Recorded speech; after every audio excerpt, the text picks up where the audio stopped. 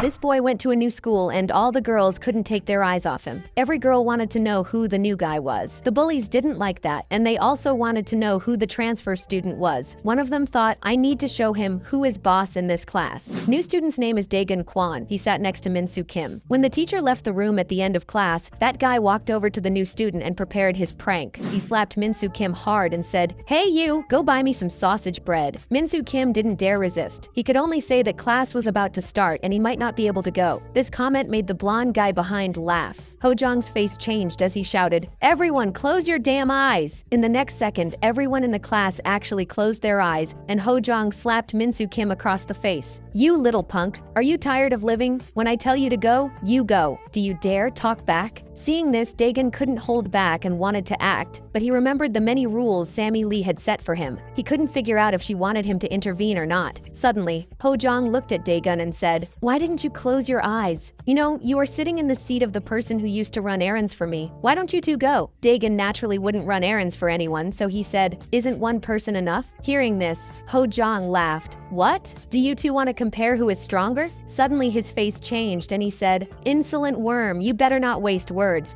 When I tell you to go, you go." Daegun then stood up saying, "Sure, but give me the money." Ho-jong was surprised by this attitude. He didn't expect Daegun to dare ask him for money. He grabbed Daegun's head. "Punk, who are you asking for money? When I tell you to buy something, of course, you use your own money." Daegun finally couldn't take it anymore. "You really have no manners. Remember, you started this." In the next second, Daegun attacked. A punch hit Ho-jong's ribs with force, making him vomit his lunch. Then another punch hit his face, stunning him completely. But Daegun showed no signs of stopping. "Since I started, I must finish you off." Another heavy punch hit Ho-jong's face. Finally, Ho-jong fainted completely. The blonde guy nearby stood up in shock. Daegun said, "All kinds of trash dared to bully me." "Blondie, get out of here! Weren't you laughing out loud just now?" At this moment, the blonde guy was already scared by Daegun and didn't dare to move. Seeing this, Daegun approached. "Since you won't come to me, I will come to you. You better grit your teeth." The blonde immediately took a few steps back. Suddenly, a flying kick came towards Daegun, but he dodged with a sidestep. The blonde then threw a straight punch but missed. A right hook also missed, infuriating him to the point of cursing. "Why do you keep dodging?" In the next second, Daegun landed a super heavy punch on the blonde's abdomen, a punch that made him cry, almost losing his life. "You told me not to dodge. Let's see how many more punches you can take." The blonde immediately said, "Hitting the chest is very dangerous. People can die." At this moment, Ho-jong woke up suddenly with crooked eyes, lifting a chair to smash Daegun. Daegun wasn't worried at all. "This is the first time I see someone who can take so many hits." Then Daegun punched Ho-jong in the face again. "You better calm down." Finally, Ho-jong and the blonde were thrown to the back of the classroom by Daegun. Then he grabbed Ho-jong. "You really like bread? How about this? You go buy bread now and get mine too." Ho-jong replied, "Do you think beating me makes you the boss of the class? I am not the boss of this class. Just wait. When he comes, you are dead." Suddenly, the back door of the classroom opened. A redhead entered, looking at Daegun and saying, "Who are you? Daring to cause trouble in our class and hurt my subordinates?" Manhwa looked at his two beaten subordinates and said helplessly, "You two couldn't handle a single person? And you, the transfer student, do you dare be so arrogant on your first day?" Daegun saw Manhwa approaching, expecting a fight. The crowd moved away. But out of nowhere, Manhwa said, "Why so tense? Who said there was going to be a fight?" Daegun laughed at that. "Good one." But he was already ready to throw hands. "Looks like you learned some kicks." Ho-jong had faith in Manhwa and told the crowd to buy popcorn. But seeing Daegun looking at him, he chickened out. Never mind. Manhwa realized that if he didn't teach Daegun a lesson, no one would respect them anymore. He pretended to ask for Daegun's name. Daegun was about to answer, but Manhwa obstructed Daegun's vision with his hand while aiming for his lower parts. Daegun looked down and saw Manhwa lifting his leg. He thought, going for the weak point? What a dirty guy. The forbidden technique among men. Daegun quickly protected himself, but Manhwa pulled his leg back and punched Daegun instead. "Fell for it, dummy." Daegun didn't block and took a punch to the face. However, at the last moment, he leaned back to cushion the blow. Ho-jong and the blonde shouted, "Nice!" Manhwa advanced again, but Daegun gave him no chance. He swept Manhwa's legs. Manhwa lost his balance and stumbled. Daegun grabbed his collar and slammed him against the wall. Daegun mocked. "Well said. How shameful to use a low blow as a man." Manhwa didn't care. "So what? What's the problem? I didn't even kick you for real. It was just a test. Now you will see real strength." Daegun thought Manhwa was going to fight fair, but he grabbed a dustpan and threw it at him. Daegun dodged, but Manhwa took the opportunity to attack. Daegun thought,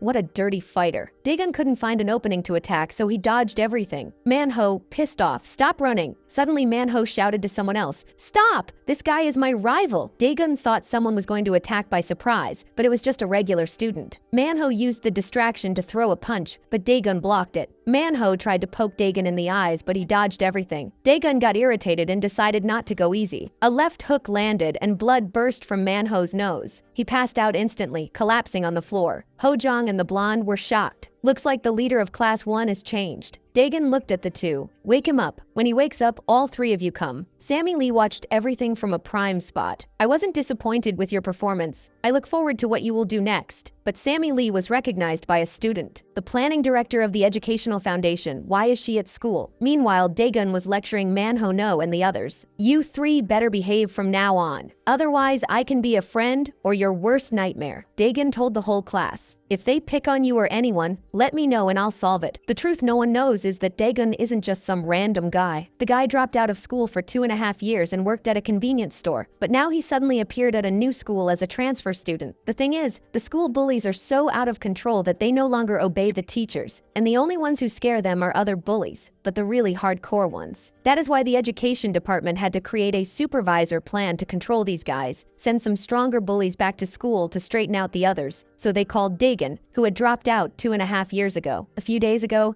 he was working part-time at a convenience store. One day, a couple came into his store and tried to buy drinks, but he refused for obvious reasons. Those brats were underage. The boss was watching everything hidden nearby, thinking, these students forced me to sell to them like this last time too. Then he ran out and said, can you resolve this outside? There are other customers in the store. Daegun was shocked. The boss was dumping everything on him. After that, Daegun was taken to a nearby alley. The tattooed guy grabbed Daegun and said, try acting tough again. Daegun just said, calm down. I give you 3 seconds to let me go. Who knew these words would irritate the tattooed guy, who raised his hand to hit him? In the next second, there was a loud noise. The girl screamed desperately, wake up! The tattooed guy opened his eyes in confusion, seeing that he had been slapped, while Daegun was unharmed. The girl helped the tattooed guy up quickly. You punk! Are you trying to attack me from behind? Then he whispered to the girl, go call the others. But the girl wasn't listening properly. The tattooed guy cursed angrily. Damn! I told you to call the guys, did you understand? The girl ran to call the others, and Daegun didn't stop her. The tattooed guy's friends arrived in the alley. One of them, a fat guy who looked nervous, asked, what are you doing, punk? Where are you from? Daegun looked at the newcomer and asked somewhat uncertainly, you must be a student too, right? The fat guy replied instantly, I am Odaehan from Nidong School. Although I don't know who you are, take a slap, my treat. Saying that, the fat guy raised his arm. But in the next second, Daegun's hand hit his face. One slap knocked the fat guy out. Then Daegun looked at everyone. I don't have time to play with you, so come at me all at once. Hearing this, everyone charged together. They were obliterated. After he destroyed all the bully's friends, a woman came up to him and made an offer he couldn't refuse. At first, Daegun thought she was selling something, but the woman took out a business card and said, I would like to ask a favor. The woman was Sammy Lee, the person responsible for the bully control plan of the Golden Dragon Educational Foundation. After hearing the woman's plan, Daegun thought it was quite feasible. It turns out Daegun was once a victim of bullying. Any resistance, no matter how small, resulted in a beating. And no one did anything, neither the students nor the teachers, who pretended not to see and continued the class. Once again, he was discovered by a stronger bully. Someone had stuck a note on his back saying, no mother. By coincidence, this bully also had no mother. So when he saw the note, he got very angry. He intervened and beat up the guys tormenting Daegun, and they didn't dare to fight back. Then he spoke directly. Whoever dares to mess with Daegun again will have to deal with me. Because of these words, no one made fun of Daegun anymore. This incident also made Daegun understand that at school, any word from a bully was more effective than one from a teacher. After that, to get stronger, Daegun trained constantly, learning various fighting techniques. After 2.5 years of training, Daegun finally transformed and single-handedly took down all the bullies in District R, becoming the undisputed ruler of the region. But after that, Daegun left school and became the convenience store clerk he is now. Now facing Sammy Lee's invitation, Daegun asked, you mean you want me to go deal with all those bullies? Sammy Lee replied immediately, that's right, just deal with those bullies. Daegun then said, how can you, as an educational foundation, be plotting behind the scenes? Sammy Lee leaned forward and said, although we are plotting, I also investigated your past. Although this plan is a bit absurd, I know you have no reason to refuse. This is also a good opportunity for you to make up for your past mistakes, isn't it? The next day, Daegun was at the entrance of the new school. The news that Daegun became the leader of Class 1 reached Class 3. They didn't even care. They think Manhwa Name only uses low blows and surprise attacks. The leader of Class 3, Sangbo Sim, said, "Don't count on them. Train with me first." "Where's the punching machine?" Sangbo Sim went to a student. "Today is your turn," and punched the student's stomach. He asked the victim to give a score for the punch. The student said 800 and vomited. "How disgusting. I told you not to eat. Prepare some more sandbags for lunch. I'm gonna warm up before dealing with the transfer student." Class ended. Hojong yawned and asked if someone would do him a favor. Daegun looked at Hojong, who woke up startled. The blonde remembered, "You better go yourself. Get some exercise." Hojong told him to mind his business but saw he was mounted on another student. The blonde realized and jumped off quickly. Hojong complained, "It's impossible to study in this school. Nobody does anything for me." The blonde suggested, "Why not challenge the new kid to a fight outside school?" Hojong asked Manhwa, "You win, right? Right?" A girl teased. "What a bunch of cowards." She approached Daegun all flirty. "Big brother Daegun, you fight so well. Could you practice jujitsu with me?" The girl saw that Daegun was looking at the notes on the board, but he ignored her and looked desperate. The girl realized he was studying and felt humiliated for being ignored. She stopped bothering Daegun and took it out on Manhwa. "You useless idiot, study more, forget revenge." Manhwa recalled, "Now that I was defeated by Daegun, Myungjung Kim from Class 2 and Sangbo Sim from Class 3 will bother Daegun. I don't need to fight them anymore. If they defeat Daegun, we become their doormats." Hojong heard this and got anxious. "We need to think of something. I prefer to die than be their doormat." But in the next second, the leader of Class 2, Myungjung Kim, appeared. Looking at Manhwa with disdain, he mocked, "Still alive? I heard they left you almost dead. Didn't sleep well yesterday? I heard you slept after getting beaten up." Hojong got irritated immediately. "Came to make fun?" Manhwa also stood up and said, "Want to fight? Just say it." Then he grabbed a pen from the desk. "I will make you feel what it's like to wet your pants again." Myungjung Kim mocked, "You trash still act tough with a weapon." Manhwa didn't want to waste time and went forward saying, "Wait to get beaten." Myungjung Kim replied, "We'll see who gets beaten this time." When the two were about to fight, a voice suddenly emerged. "Damn, you guys are too loud." Daegun adjusted his glasses and said, "You are disturbing my studies." Seeing this, Manhwa deflated instantly and went back to his seat. Myungjung Kim looked at Daegun and said, "So this is the transfer student who defeated Manhwa." Then he said to Manhwa, "Looks like I don't need to waste time with you." Hojong was furious, wishing Daegun would teach him a lesson. Myungjung Kim and his followers walked slowly to Daegun. He pointed at Daegun and asked his henchman, "Is it this guy? He looks like some random nerd wearing glasses like a loser." Then he leaned down to Daegun and said, "What did you just say? Repeat it if you have the guts." But Daegun completely ignored Myungjung Kim. Myungjung Kim thought he had scared Daegun, so he reached out to grab Daegun's hand, which was taking notes. But in the next second,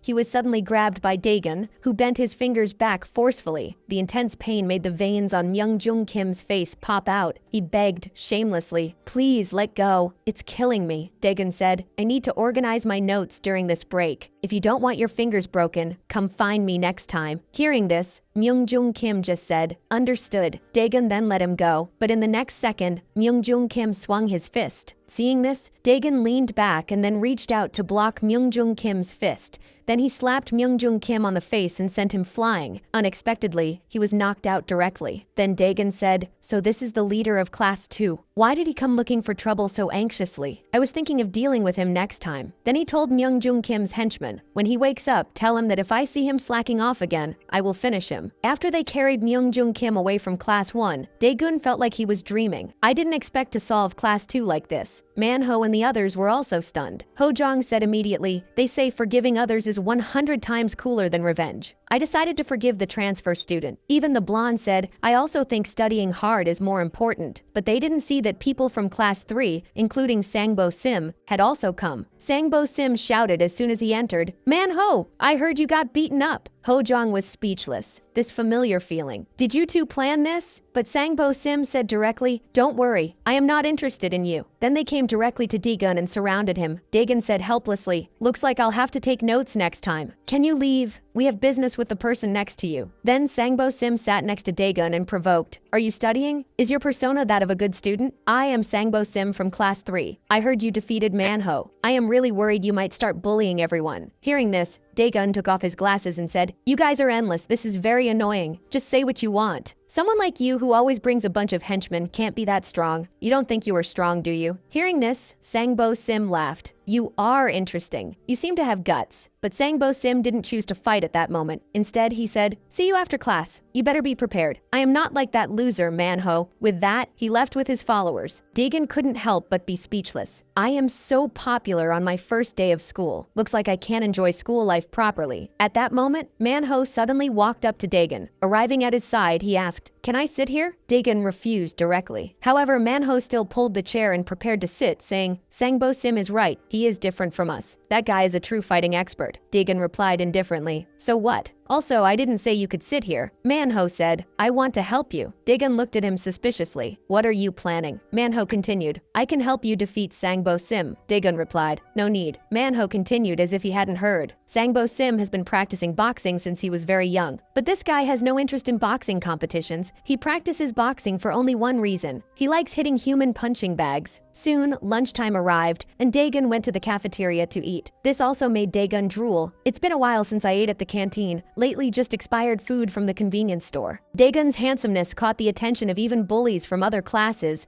like Sung Hwanggu, the leader of the PE class, and Dusik Kwak, the leader of the entertainment class. The news of Dagon destroying Manhwa and Myungjung Kim had already run wild, but they didn't go bother him right away. Everyone knew Sangbo Sim was going to fight Dagon after class to see if he was really good. At this time, Manhwa and the guys were eating with Dagon. Manhwa was trying to convince Dagon to be careful with Sangbo Sim, but Dagon didn't even care. Then he asked Manhwa, "Didn't you beat him before? Why are you still so scared and helping me?" Manhwa sighed and said, "It's just that my fight with Sangbo Sim didn't really end. In the last fight, I almost got beaten for real. The guy is good at distance fighting and has agile footwork. Impossible to hit him, but he always found a way to attack me. And when I was almost losing, I managed to corner him. To win, I had no choice. I used my sealed secret technique, the low blow." Sangbo Sim, caught in the weakness, was forced to surrender. But afterwards, the guy didn't accept the defeat. "I swear I did nothing for him to give up, but no one recognizes my victory." Dagon couldn't help being speechless. Obviously, no one would recognize that. Manhwa continued, "Since then, Sangbo Sim never wanted a rematch with me, and I am helping you because if you lose, we will be forced to become his henchmen." At that moment, two insignificant figures went to Dagon. Dagon recognized immediately Sangbo Sim's henchmen. Out of nowhere, they threw something on his food tray. They pretended innocence and apologized. Dagon didn't even say anything, but the girl next to him already shouted, "Are you crazy?" But they just waved, saying, "We already apologized. Calm down. Do you accept it or not?" Then they left, not forgetting to mock Dagon. Instantly, Dagon grabbed one of them and said, "Who said you could go?" The commotion caught the attention of other students, everyone anxious to see if Dagon was really good. The guy caught by Dagon got scared and shouted,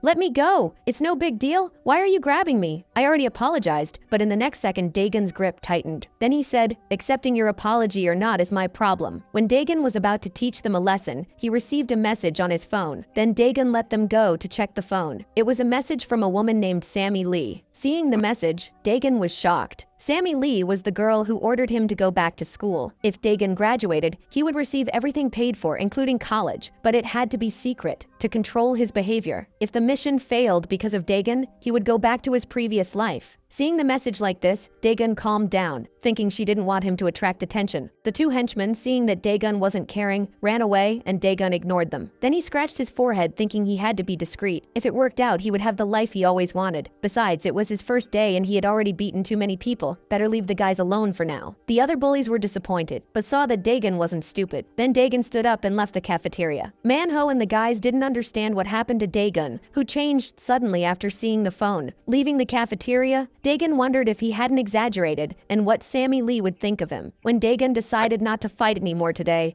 he saw the henchman who caused trouble in the cafeteria. When the guy saw Dagon, he turned quickly to run away. Dagon caught him. "Still want to run?" The guy said, "You transferred today and don't know the rules. You can't attack people from other classes. You have to defeat Sangbo Sim to give me orders. Otherwise, you become a target for the whole school." Dagon was speechless. What stupid rule is this? Then he told the guy, "Let's talk in a more private place. You don't want to get beaten here, right?" Arriving there, Dagon taught him how to behave and saw that the place was good for fighting. Then he told the guy to call the class leader. "If I defeat Sangbo Sim, I can beat you as much as I want." The guy replied, "In theory, yes, but he is busy right now. He is using people as punching bags." Dagon's face darkened. "You mean he is using students as punching bags?" The guy was surprised. "How do you know? Did you do that too?" Having the confirmation, Dagon didn't hold back anymore. "I was too naive. The important thing now is not being discreet. Then he went straight to Sangbo Sim's class. Through the window, he saw a student getting beaten. Sangbo Sim saw the figure at the door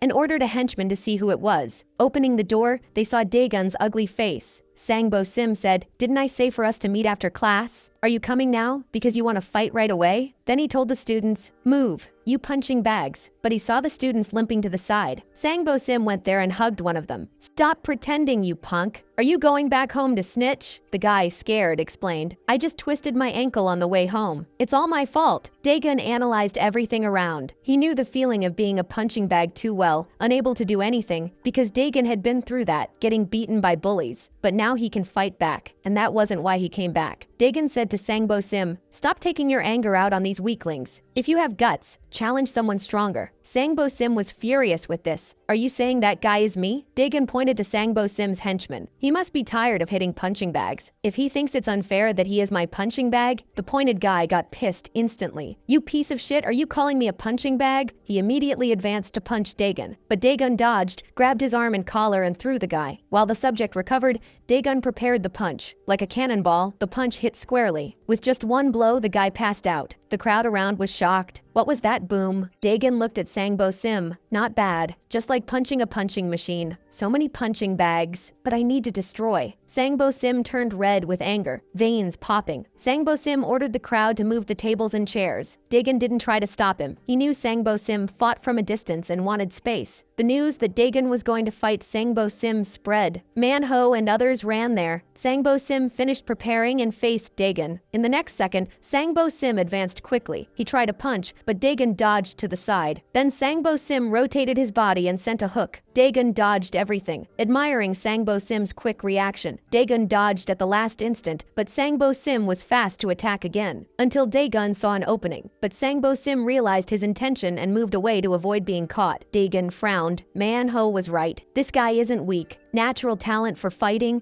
heavy training, agile footwork to attack and defend, and most importantly, he is very fast. Sangbo Sim went at him again. With fast punches, he even dominated Daegun for a while. Manhwa at the door got worried. "I already got beaten by this combo without a chance to fight back." But Daegun found an opening to counterattack. The punch appeared on Sangbo Sim's face in the blink of an eye, too fast for him to dodge. Daegun's punch threw Sangbo Sim meters away. Luckily, Sangbo Sim raised his arms at the right time, but Daegun's punch still caused damage. Sangbo Sim was shocked, unable to believe the guy's strength. Ho Young and the blonde were open-mouthed, without seeing the moment Daegun punched. Daegun shook his arm. This guy's reaction is very fast. He defended instantly, but Sangbo Sim became more confident after the punch. He thought he had figured out Daegun's fighting style. So Sangbo Sim started jumping, waiting for Daegun to punch first to counterattack. In the next second, Sangbo Sim advanced with everything. Daegun tried to counterattack, but Sangbo Sim retreated suddenly, dodging the punch. Sangbo Sim smiled, thinking he had won. However, Daegun landed a low kick on his knee. Sangbo Sim was confused. He didn't expect Daegun to use his legs. He tried a punch to push Daegun away, but Daegun dodged and kicked the same spot again. 2 consecutive kicks left Sangbo Sim unable to stand. Daegun got close. "Get up." Sangbo Sim was stunned. "Still want to act tough on me? You are underestimating me too much." Daegun kicked again and knocked Sangbo Sim down. "I told you to get up, didn't you understand?" Manhwa and the others were shocked by the brutality. Sangbo Sim could still stand, but his leg trembled endlessly. Daegun mocked, "Why is your leg shaking? If you can't handle it, stay lying there." Sangbo Sim, pissed, "Think you already won, you piece of shit?" Daegun got tired and kicked again. Sangbo Sim thought he was going to hit the leg again and defended himself. However, Daegun stopped the kick suddenly and sent a right hook to his face. Sangbo Sim reacted in time and blocked barely, but Daegun put his hand in front of Sangbo Sim's face,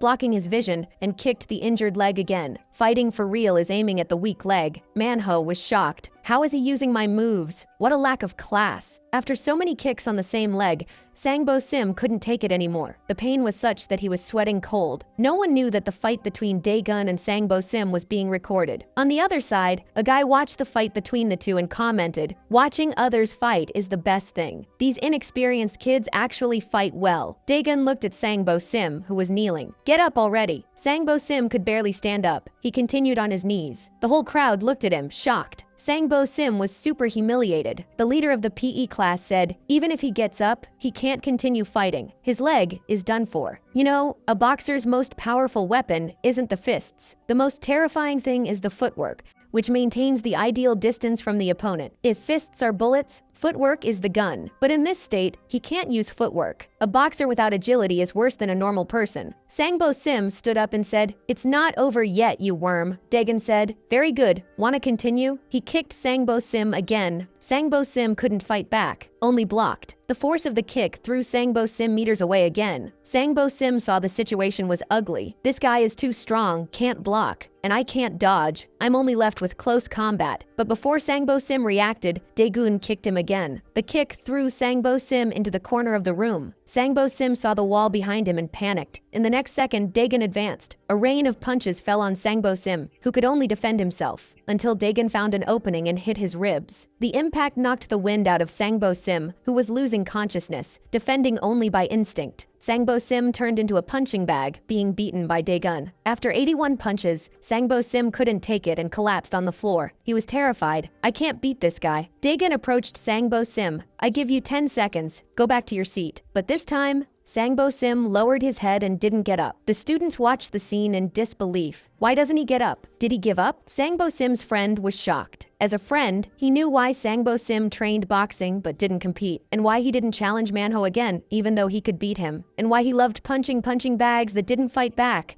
He pretended to be strong but was terrified of pain. The guy ran to stop Dagon. "Stop! Stop! We give up!" Dagon ignored him and said to Sangbo Sim, "I want to hear you admit defeat." Sangbo Sim said, "I lost. Stop hitting me." The students couldn't believe what they saw. Satisfied, Dagon left, but not without mocking. "What kind of boxer are you? It's ridiculous. You are not even fit to be a punching bag." The students felt like they were in a dream, incredulous that Sangbo Sim had admitted defeat. Dagon left class 3. Manhwa was thoughtful. How strong is Dagon? Sung Hwanggu from the PE class saw that Dagon was strong and that he didn't show his full power. "We need to observe him more." Upon leaving, Dagon met the guy who caused trouble in the cafeteria at noon. The subject mocked, "What are you doing outside class 3? Are you scared to see Sangbo Sim hitting punching bags?" But Sangbo Sim's cry of pain made the guy startled. He ran to the door and saw Sangbo Sim kneeling on the floor, as if he had been beaten. The guy started sweating cold and looked at Dagon terrified. Dagon asked, "Have anything else to say?" Scared, the guy said, No, good job." Someone bumped into the guy. It was Manhwa and friends leaving class 3. Manhwa said, "Get out of the way. Don't block." The guy moved out of the way for them to pass. After Manhwa and the others left, he went back to class 3 and asked Sangbo Sim, "Are you okay? Did you get hurt?" Sangbo Sim stared at him. The guy got scared by his look. "What are you looking at, you idiots? Get lost!" Sangbo Sim was furious and didn't accept the defeat, saying, "This won't stay like this." In a meeting room, they were playing a video of Dagon and Sangbo Sim's fight. One of the men said, "This student Dagon is impressive." Sammy Lee, who brought Dagon back to school, was beside him. The man continued, "Director Lee, I am satisfied with your plan. Thanks to your plan, we can accomplish this. But these rules are annoying. Remove them all." Sammy Lee got anxious. You know what that person did before. If we don't restrict him with rules, we don't know what he might do. The man waved his hand. "Since when did you become so boring? Don't worry about it. At most, he will act like a bully at school. Outside of school, he is nobody. He only helps us deal with the hidden rats. He is just an obedient kitten. No matter how capable he is,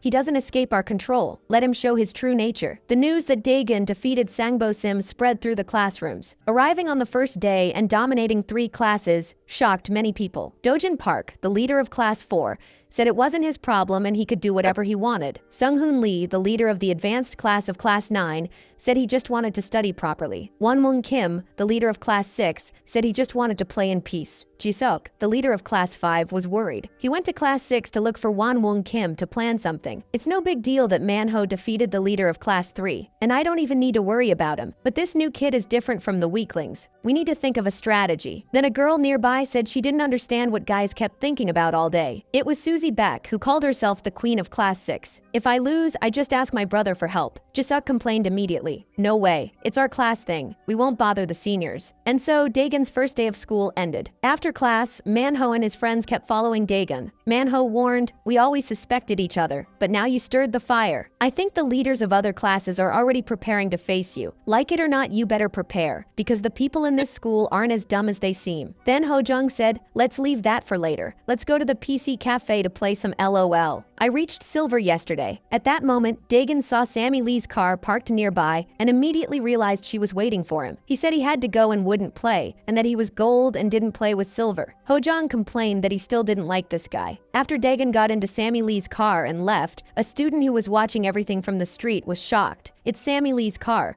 What is she doing here? The girl with glasses asked Ji-inna what was happening, but Ji-inna kept looking at Sammy Lee's car leaving. If I'm not mistaken, this Sammy Lee must be up to something. Meanwhile, in the car, Dagon was all worried, afraid Sammy Lee didn't like something. Sammy Lee commented that his first day of school was hectic. Dagon explained quickly that he just went to say hi and they came at him. That should count as self-defense, right? But after saying that, he saw that Sammy Lee remained serious. Seeing this, Dagon gave up. All right, just say it. What punishment will I have to accept? However, in the next second, Sammy Lee said there was no punishment at all. On the contrary, that he did very well today, that they had observed what he did today and decided to reduce his restrictions, and that they hoped he would continue like this in the future. Dagon finally smiled. If that's so, I don't need to hold back anymore. But in the next second, Dagon realized something was wrong. He asked how Sammy Lee knew what happened to him, if she was spying on him. Sammy Lee just adjusted her glasses and said it was a secret. Dagon started thinking that his desk mate, Min-soo Kim, could be an undercover agent. But then Dagon thought it didn't matter, because the news had already spread throughout the school. Almost everyone knew what had happened today. Soon, Sammy Lee took Dagon to an apartment building. Then she took Dagon to a door and said that would be his home from now on. When she opened the door, Dagon was shocked by the luxurious decoration. I never thought I would live in such a nice place. You are being very generous with me, but it seems this apartment isn't new. Sammy Lee replied that of course it wasn't new, that she lived there before. Dagon got embarrassed and read, "Are you saying we are going to live together?" Sammy Lee's face changed instantly. What dream is that, you idiot? Of course we aren't going to live together. Dagon felt a bit awkward seeing he had imagined too much. Then Sammy Lee said the foundation was very satisfied with his performance, but despite having reduced his restrictions, he had to understand that using violence outside of school was prohibited. If he broke the law, not even the foundation could protect him. Besides, most teachers at the school didn't know about this plan, so if he attracted too much attention, it would be difficult for them too. Dagon got irritated. Wasn't it the same as asking me to walk on eggshells? Sammy Lee left a bank card for him to spend as he wished and left the apartment. Dagon thought whatever. As long as he handled the school bullies, it was fine. After leaving the room, Sammy Lee didn't leave the building. Instead, she went to another room downstairs. Inside, there were several large screens that seemed to be monitoring Dagon. Today was Dagon's second day at school. First thing in the morning, the teacher called him to give a lecture about yesterday's fight. Except the teacher spent most of the time mocking Dagon for having no parents, saying that was why he had no manners. This made Dagon very angry, but he couldn't assault a teacher in public. At this time, a girl nearby saw Dagon getting scolded. It was Ji-inna, who had seen Sammy Lee's car yesterday. Ji-inna also knew that Dagon had gotten into several fights on his first day after transferring. Seeing this, she started wondering if Sammy Lee's plan had to do with the new student. Meanwhile, in class 6, Jiseok was taking pictures of Susie Beck, the class queen. Then Sangbo Sim's two henchmen arrived suddenly. Do you guys know about Sangbo Sim? He didn't come to school today and we can't reach him. Jiseok said he knew. Let him skip. Don't worry about that idiot. Then the guy asked, and the newbie? If we leave him alone, won't he? Then Won Kim, the boss of class 6, turned and asked, won't he what? Scared. The guy made a denial gesture. Nothing.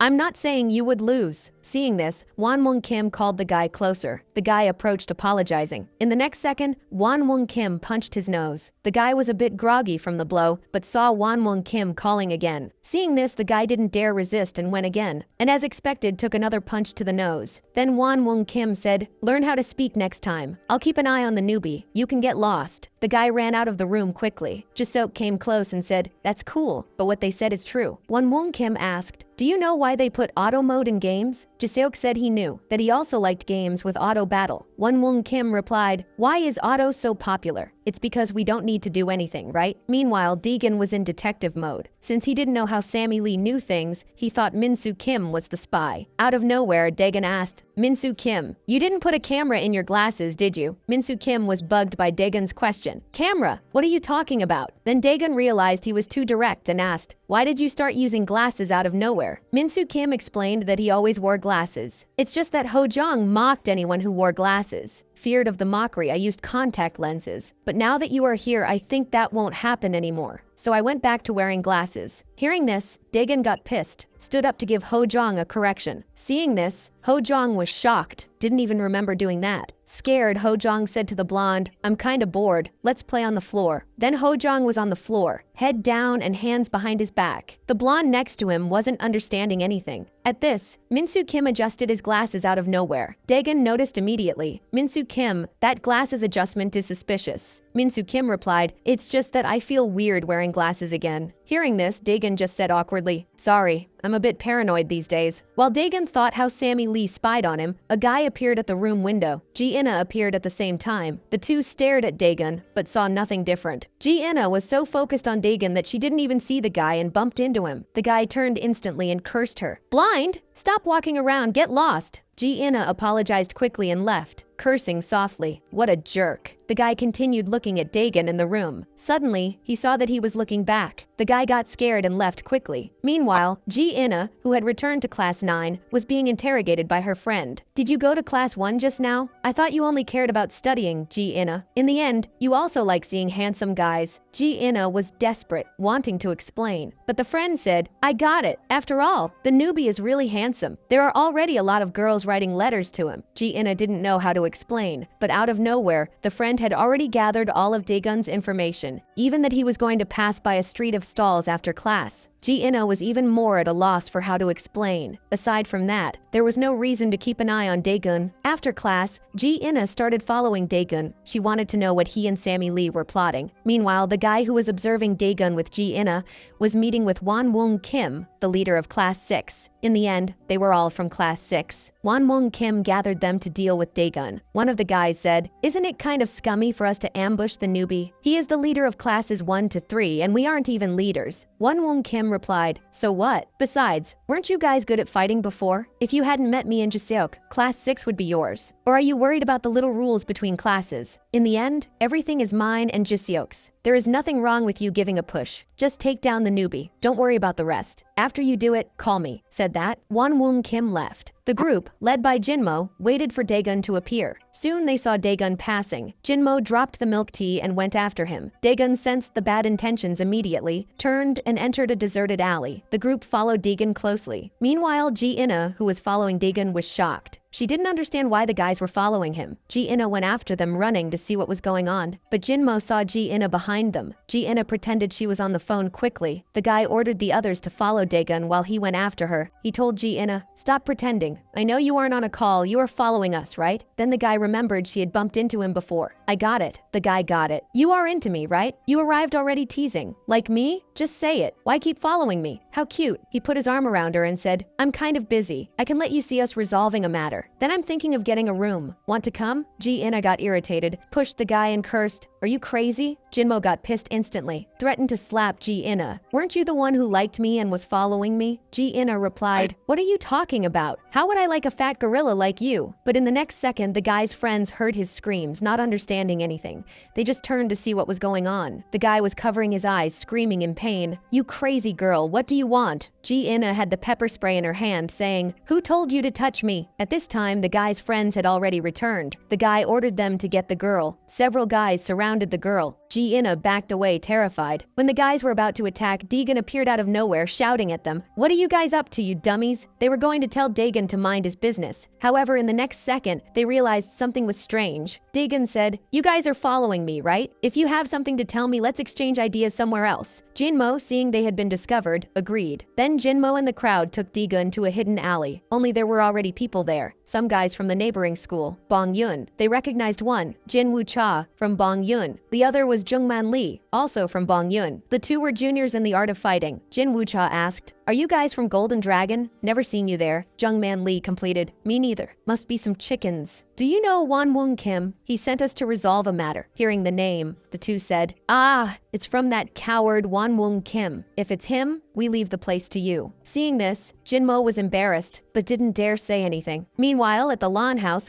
Won-woong Kim and Jiseok played video games. When Jiseok learned that Won-woong Kim had sent Jinmo and others to get Daegun, he thought it was kind of a setup. Won-woong Kim guaranteed, "Relax. It will be good. It would be uglier if the newbie got beaten by a nobody. The guys are dumb, but they are strong." Back to Daegun, Jinmo and the crowd surrounded him. Jinmo hurried to say, "I think I have nothing to do with this, so I'm leaving." Jinmo was the first to complain. "I told you I was going to show you my strength." Daegun looked at Ji-inna thoughtfully. "That girl has been following me since class ended. Did Sammy Lee send her to watch me?" Then he said, "Let her go. She has nothing to do with this." However, to his surprise, after hearing this, Ji-inna didn't want to leave. Jinmo said, "Who do you think you are? Can't you see the situation? You are going to get beaten up, you know?" Then he got close to Dagon with a cigarette, wanting to blow smoke in his face. Dagon ordered immediately, "You better not blow smoke on me, otherwise you won't see the sun tomorrow." But Jinmo ignored him and prepared to blow the smoke on Dagon. In the next second, Dagon acted fast, grabbing Jinmo's face. Then he knocked Jinmo down with his leg. While Jinmo was still groggy, Dagon landed a punch on him. It was so fast that Jinmo didn't even see where it came from. In the next instant, Dagon's fist hit his face. Just one punch knocked Jinmo out. The other three who were watching were open-mouthed. Never imagining that Dagon was so strong, the three understood that if they didn't take Dagon down, Won Kim would hold them accountable. Then the three prepared to attack together, but none of them had the courage to make the first move against Dagon. Seeing the scene, Dagon said, "If you aren't coming, then I'll go first." With that, Dagon charged. He punched one of the guys. The guy next to him joined the fight somewhat unintentionally, but Dagon just dodged to the side and already aimed at the subject behind him. Before the guy could react, Dagon sent him flying with a punch. With just one blow, the guy passed out. The boy who hadn't been beaten yet froze, thankful that the other boy still had a bit of fight left, which gave him a little confidence. But in the next second, his pupils contracted. He was kicked in the chest by Dagon and thrown against the wall behind him. Instantly, the guy lost all strength and fell to the floor, unable to do anything. The only one who hadn't been hurt was stunned, surprised at how strong Dagon was. But in the next second, the guy still charged, somewhat unintentionally, but Dagon blocked him easily. Then a punch landed hard on the guy's ribs. Instantly, the guy started coughing badly, but Dagon didn't even give him time to breathe, taking him down in one move. Then he aimed a knee strike at the subject's face, but just as he was about to hit, he stopped. Seeing this, Dagon sighed in relief. "That was close. I almost lost control and would have finished you off." Meanwhile, a certain Won Kim, playing in a cyber cafe, received a call from young man Lee. Won Kim answered the phone without thinking much, but in the next second, he was shocked. Apparently, young man Lee told him that Jinmo and the others were defeated. At that moment, back with Dagon, Jinmo finally regained consciousness. Opening his eyes, he saw Dagon staring at him intensely. He also saw that his good brothers were all beaten up. Dagon kicked him and said, "Get up fast. Go stay with them." Then Dagon started lecturing the group. This scene was clearly witnessed by Jungman Lee and others hiding nearby, who couldn't believe that Golden Dragon School had such a monster. On the other end of the line, Won Kim also couldn't believe Dagon was that strong. At that moment, Dagon patted Jinmo on the shoulder and asked, "Who sent you? Was it that Won Kim you mentioned?" Jinmo initially wanted to deny it, but in the next second, Dagon suddenly grabbed his collarbone. "If you don't admit it, do you think I'm stupid?" Jinmo immediately cowered. "It's him, it's him, it's him, it's him. Please don't tell him I said it." Although Won Kim is scary, this guy is also terrifying. At this point, Dagon turned his gaze to Ji-ina and asked, "Why is this girl following you guys?" Jinmo immediately said, "She is in love with me." This irritated Ji-ina, who cursed him. "Are you crazy? I already told you I don't like you and actually hate you a lot. Do you never look in the mirror? You look like a gorilla. It is truly disgusting. Worse than socks not washed for a week." Jinmo immediately felt what it meant to be emotionally destroyed, so he apologized to Ji-ina. "I am very sorry, but you were following us at that moment." Hearing this, Dagon became interested. Ji-ina stuttered nervously. "You watch too many movies, why would I follow you? Anyway, I don't want to be associated with violent and savage behavior." And with that, Ji-ina left. Dagon watched Ji-ina leave without trying to stop her. After leaving, Ji-ina met Youngman Lee and his friend, who hadn't left yet. Youngman Lee told his friend, "Isn't that girl pretty? She's nothing like the girls from our school." By this time, Dagon had written down Jinmo's phone number. He then said, "Tomorrow bring Won Kim to me." Time passed quickly to the next day, but after waiting a long time, Dagon didn't see Jinmo bringing Won Kim. Checking his phone, he found out that Jinmo couldn't find Won Kim. Seeing this, Dagon decided to go see what was happening personally. Soon, Dagon arrived at Class 6's room. Upon entering, he saw Jinmo playing with his phone. Dagon approached and asked where Won Kim was, but since Dagon was wearing glasses, Jinmo didn't recognize him. Dagon then squeezed Jinmo's hand hard, and a familiar feeling immediately invaded him. This commotion also attracted the attention of other people in the room. At that moment, Suzy Bayek entered. She immediately questioned Dagon. "Who are you? Why are you causing trouble in someone else's class? And you, Jinmo, don't embarrass yourself." But Jinmo said, "I can't." In the next second, Suzy Beck realized it was Dagon. She grabbed him and said, "Do you know where you are?" Dagon replied, "Who are you? Mind your own business." In the next second, he got slapped in the face by Susie Beck and his glasses flew off. Susie Beck said, "Show some respect. Do you know who I am?" Daegun replied darkly, "Who you are doesn't matter to me. But you slapped me? Yes." Susie Beck then said, "Whatever. You just transferred, so you probably don't know. Do you know Suyok Beck, the senior leader of Golden Dragon?" But Daegun just looked at Susie Beck and said, "I don't know him, so what?" But in the next second, Susie Beck saw Daegun without his glasses and involuntarily called him brother, quickly explaining that Suyok Beck was her brother. She didn't expect him to be so handsome without glasses and called him that by accident. Daegun said, "So what?" But his attention was drawn to someone who appeared suddenly. This person entered and immediately kicked Jinmo, then slapped him several times, and Jinmo didn't dare fight back. Daegun was shocked by this scene. Jinmo held his face and said, "Wonwoong Kim, I'm sorry." Daegun then realized that this was Wonwoong Kim and asked, "You are Wonwoong Kim?" Wonwoong Kim immediately said, "That's right. Shall we repeat my name how many times? I heard you were looking for me." Seeing this, Daegun didn't waste time and said, "I am looking for you today." But Wonwoong Kim said, "It doesn't seem like we have any connection. Why are you looking for me?" Daegun then rubbed his forehead and said, "Looking for you, of course, is to..." In the next second, Daegun suddenly swung his fist towards Wonwoong Kim. The guy was shocked, not expecting Daegun to attack suddenly. Fortunately, Jiseok intervened to block him. Jiseok then said, "Everything was fine just now. Why did you attack suddenly?" Daegun asked. "Who are you?" Jiseok was shocked, then said, "I am Jiseok from class 5. Although I don't have the right to interfere in other classes' affairs,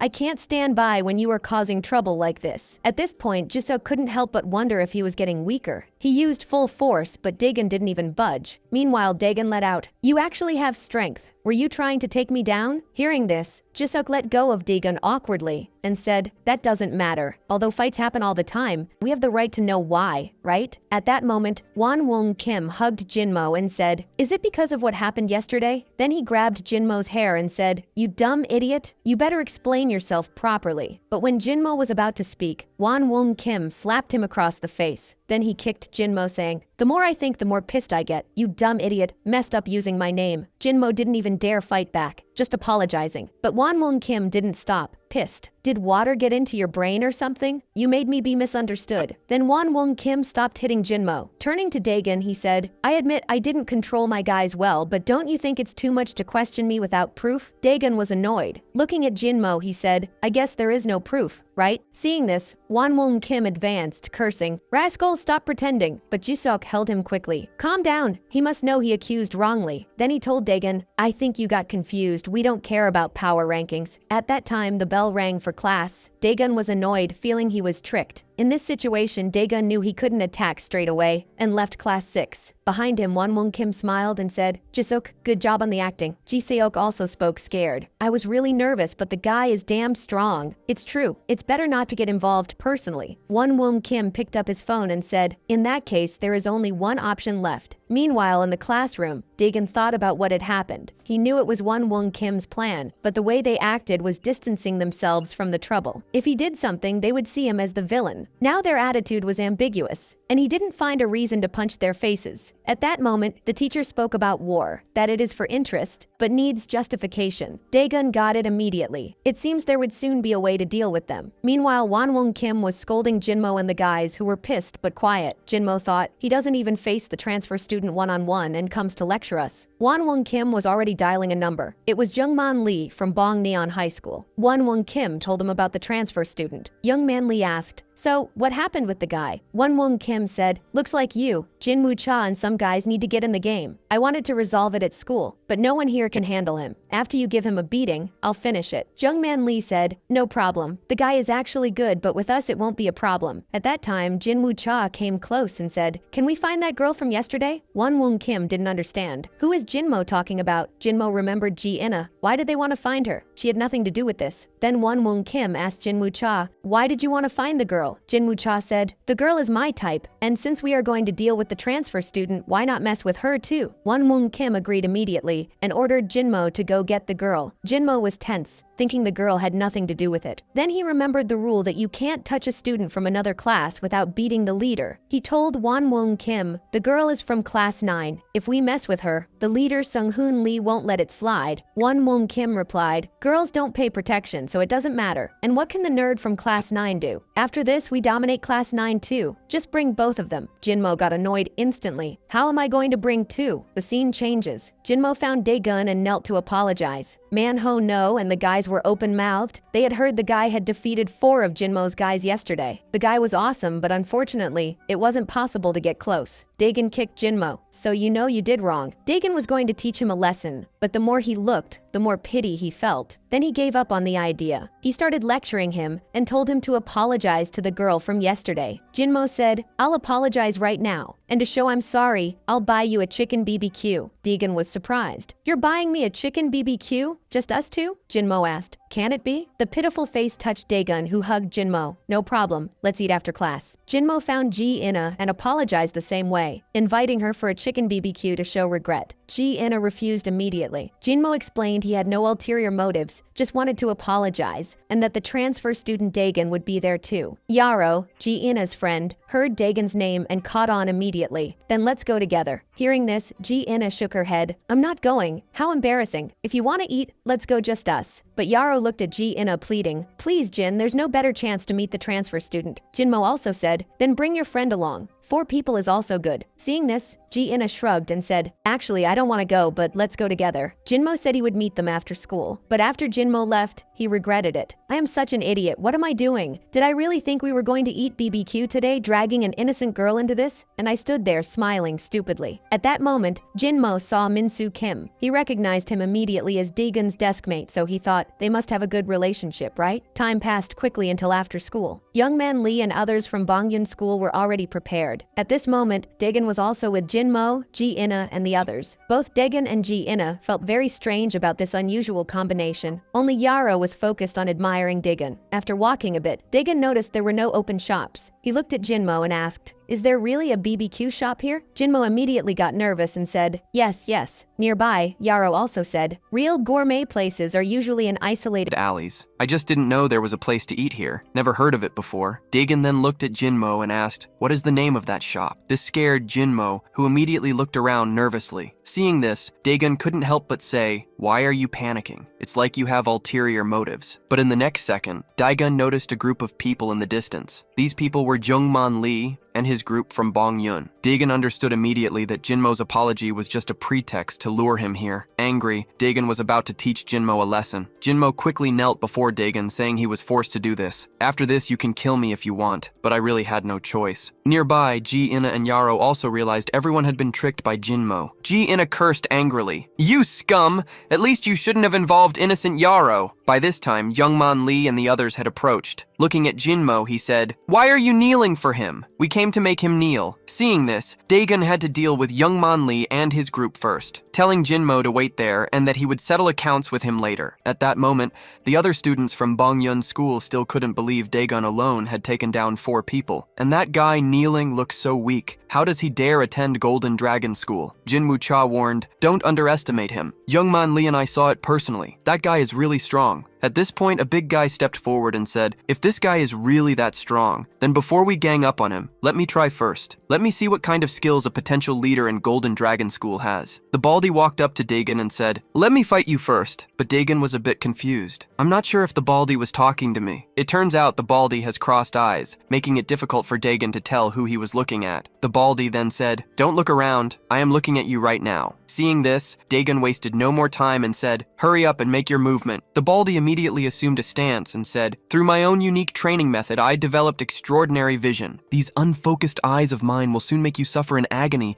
because no one who has seen these eyes survived my hands." And with that, he ran towards Daegun. Nearby, Youngman Lee couldn't help but be speechless. "When am I dead? But this guy's eyes are really something. Unfocused eyes make it difficult to judge his attack direction, which gave me a bit of trouble back then. In the end, I subdued him using wrestling techniques. I wonder how the transfer student will handle this, but it probably won't be easy." But in the next second, they saw the Baldy being firmly strangled by Daegun. Jungman Lee was shocked. What is happening? I didn't even see how he did it. Now he is completely trapped in a neck hold. Probably can't break free. I don't know if this guy is still conscious. Young man Lee cursed. With this guy's crossed eyes, you can't tell if he is still conscious. Young man Lee shouted immediately, "Baldy, give up, it's over!" But in the next second, he saw the Baldy's arm fall limp. The others were shocked by this scene. Dagon said, "You don't think I'll let you go just because you surrendered, right? Didn't you all come with the intention of taking me down? And you even involved innocent people. Since you did this, you should be prepared to be finished by me." The Bongyun guys were unhappy hearing this. This bastard is really acting tough. They immediately shouted, "Don't you understand the situation?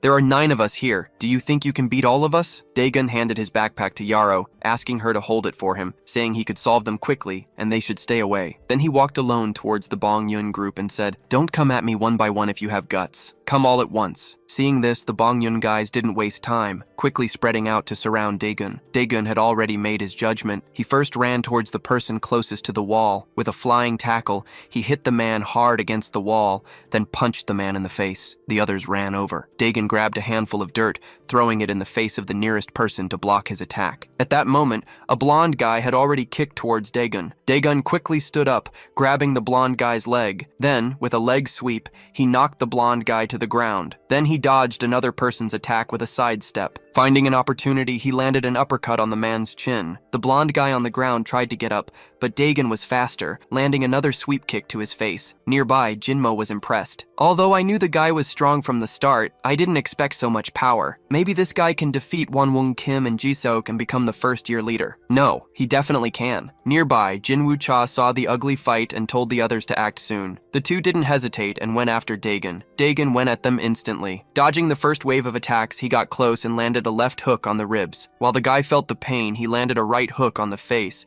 paralyzing him. In the blink of an eye, only one was left. Dagon attacked first, kicking the guy in the abdomen and throwing him. Almost made the guy throw up yesterday's dinner. Dagon followed with a spinning kick to the head, throwing him meters away and knocking him out. In less than 2.5 minutes, Dagon dealt with 7 guys. Even Dagon felt a bit tired. Looking at Youngman Lee and Jinwoo Cha, he said, "Only you 2 are left now. Come here." Jinwoo Cha was shocked and scared. "You are incredibly strong. It's unbelievable." Nearby, Youngman Lee reminded Jinwoo Cha he must have dealt with several before. When 2 guys went at him together, Dagon positioned himself in a straight line with both. Thus, whoever was behind was blocked by the one in front, making the attack impossible and creating a one-on-one. And in the beginning, he attacked the guy against the wall for the same reason. It is obvious he knows how to create one-on-one opportunities. Instantly, the sound of heavy footsteps approached. In the distance, more people from Bongyun arrived. Dagon was stunned. How can there be so many people? The newcomers were surprised to see everyone on the ground. The guy was really strong, but luckily they brought baseball bats. At that moment, Youngman Lee said to Dagon, "You are strong, but we never said we only had 10 guys. No matter how strong you are, what can one guy do against so many of us?" Dagon felt a bit of pressure, but only a bit. At that moment, a voice emerged. "Who said he is alone?" Dagon turned around and was stunned. He didn't expect to see Manhwa Name and others, and Dagon's deskmate, Minsu Kim. Manhwa Name said, "I didn't expect the leader of our class to be fighting alone. We came to help you." Dagon asked how they knew he was there. At that moment, Minsu Kim said it was Jinmo who told them. This scared Jinmo, who explained, "I was talking to myself, didn't think they would hear." Nearby, Youngman Lee got irritated. "You punk, are you mocking us? We came because of you. This irritates me so much anyway. Wonwoong Kim won't leave you alone. You and this Dagon just wait." Seeing this, Jinmo put the act aside, looking at Ji Inna and saying, "I have hated that guy for a long time and I am no weakling. I also don't want to obey that gangster Wonwoong Kim anymore. Who should prepare are you? Trash from Bongyun." Jungman Lee and Jinwoo Cha were so furious, they almost coughed up blood. Nearby, Manhwa Name said to Jinmo, "So you are on our side, that's good. We gained another fighter, because the other side has about 7 or 8 guys, and those 2 must be the leaders." Then Manhwa Name said, "Dagon can deal with those 2. We take care of the rabble." At that moment, Youngman Lee also recognized Manhwa Name as the former class leader, but didn't expect him to be so dirty, calling Jinmo to help. Dagon then said, "I am very grateful for the help. I know I shouldn't interrupt when you are trying to act cool, but each one will have to deal with at least 2 guys. And everyone is armed. Are you sure you can manage? I am Manhwa Name. What is the problem with weapons? Actually, it is perfect for me." Then Manhwa Name dropped his bag and said, "Let's start." Then they saw Minsu Kim searching his pocket for something. Ho Jong opened his small bag, and Manhwa Name was also searching his bag. He took out an 80-centimeter iron bar, while Minsu Kim put on a military brass knuckle knuckle, Hojong also took out a wrench. Then Manhwa Name, along with the other two, struck a pose and said, "We may have lost to you at school, but we are different outside of it." Daegun was speechless. All these guys had weapons in their bags. What were they doing at school? Manhwa Name pointed at the Bong Yun guy with a baseball bat and said, "Boy, do you know how to use this? Let me teach you a lesson." The baldy got angry. "You punk, watch out or I'll kill you." But Manhwa Name didn't care. "Come try and see if you have the guts." The baldy couldn't hold back anymore,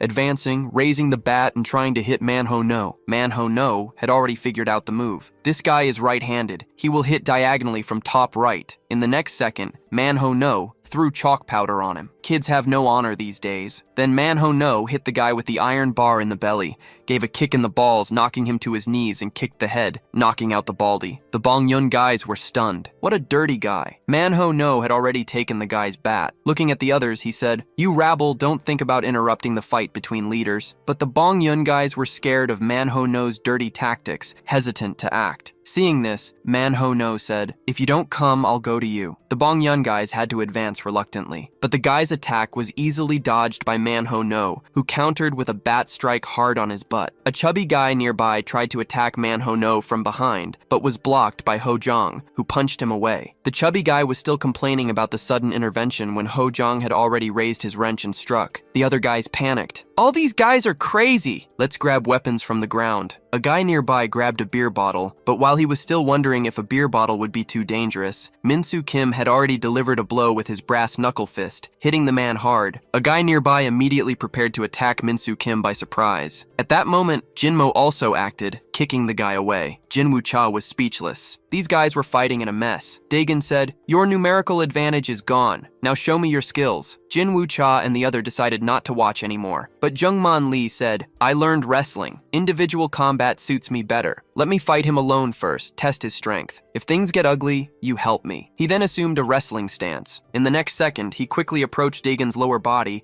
wanting to execute a leg takedown. But then he was stunned. Daegun simply pressed his head, denying his takedown. Jinwoo-cha ran with a kick, quickly aiming at Daegun, who had to let go of Jungman Lee to dodge. But as soon as he dodged, he found himself grabbed by the waist by Jungman Lee. Jungman Lee revealed a victorious smile. "You must know what it means to be grabbed by a wrestler." Hearing this, Daegun quickly twisted his body, trying to break free. But in the next second, Jungman Lee exerted force and lifted Daegun. If he were thrown to the ground, his head would hit hard, and he would be out for at least 2.5 minutes. Daegun quickly extended his arm. At the last moment, he grabbed the nearby wall. Jungman Lee couldn't take Daegun down. With his center of gravity unstable, he fell to the ground. But even so, Jungman Lee still held Daegun tightly. Knowing he had caught Daegun's weak point, he absolutely couldn't let go. Daegun quickly rolled, managing to break free and pinning Jungman Lee under him. Then he raised his fist, ready to deliver a fatal blow. At the critical moment, Jinwoo-cha ran again. Daegun had no choice but to create distance to dodge the attack. Daegun was a bit worried now. These two guys had such good teamwork that it was difficult to find an opening. At that moment, the two switched to Jinwoo-cha attacking. Jinwoo-cha quickly approached Daegun, starting with a flying kick,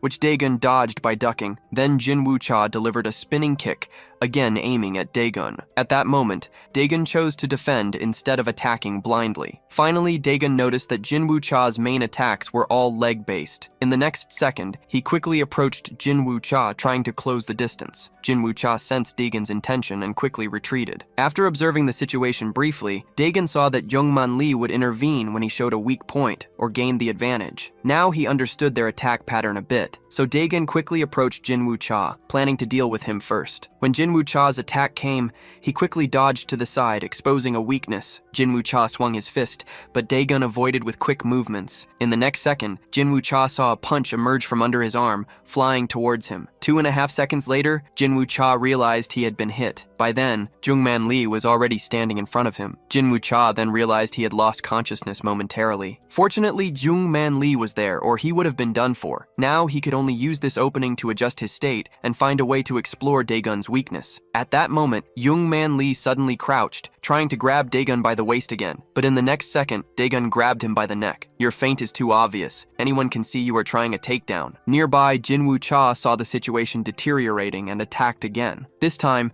Daegun pushed Jungman Lee out in advance. Just as Jinwoo-cha's kick reached Dagon's face, in the next second, Dagon suddenly ducked, followed by a slide tackle, taking down Jinwoo-cha's other leg. Jinwoo-cha immediately lost his balance and fell. Dagon quickly raised his foot and kicked Jinwoo-cha hard in the face. Jinwoo-cha threw his hands to block, but then Dagon raised his fist and through the gap hit his head directly. With one punch, Jinwoo-cha fainted. Seeing this, Dagon threw his hair to the side, looking at Youngman Lee and saying, "Now only you are left. Are you going to leave alone or should I help you leave?" Dagon slowly approached Youngman Lee and said, "This mess needs to end." At that moment, Youngman Lee is completely shocked, unable to find a way to defeat Dagon. Even so, he advances towards Dagon. In the next second, Dagon's fist is right in front of his eyes. Youngman Lee cannot react in time and is knocked down by Dagon's punch. After one punch, Youngman Lee can barely stand. Immediately, Dagon advances, grabbing Youngman Lee by the waist. With a takedown, he throws him to the ground and sits on top of him. Youngman Lee tries to break free, but cannot gather strength. Dagon follows, aiming his fist at Youngman Lee,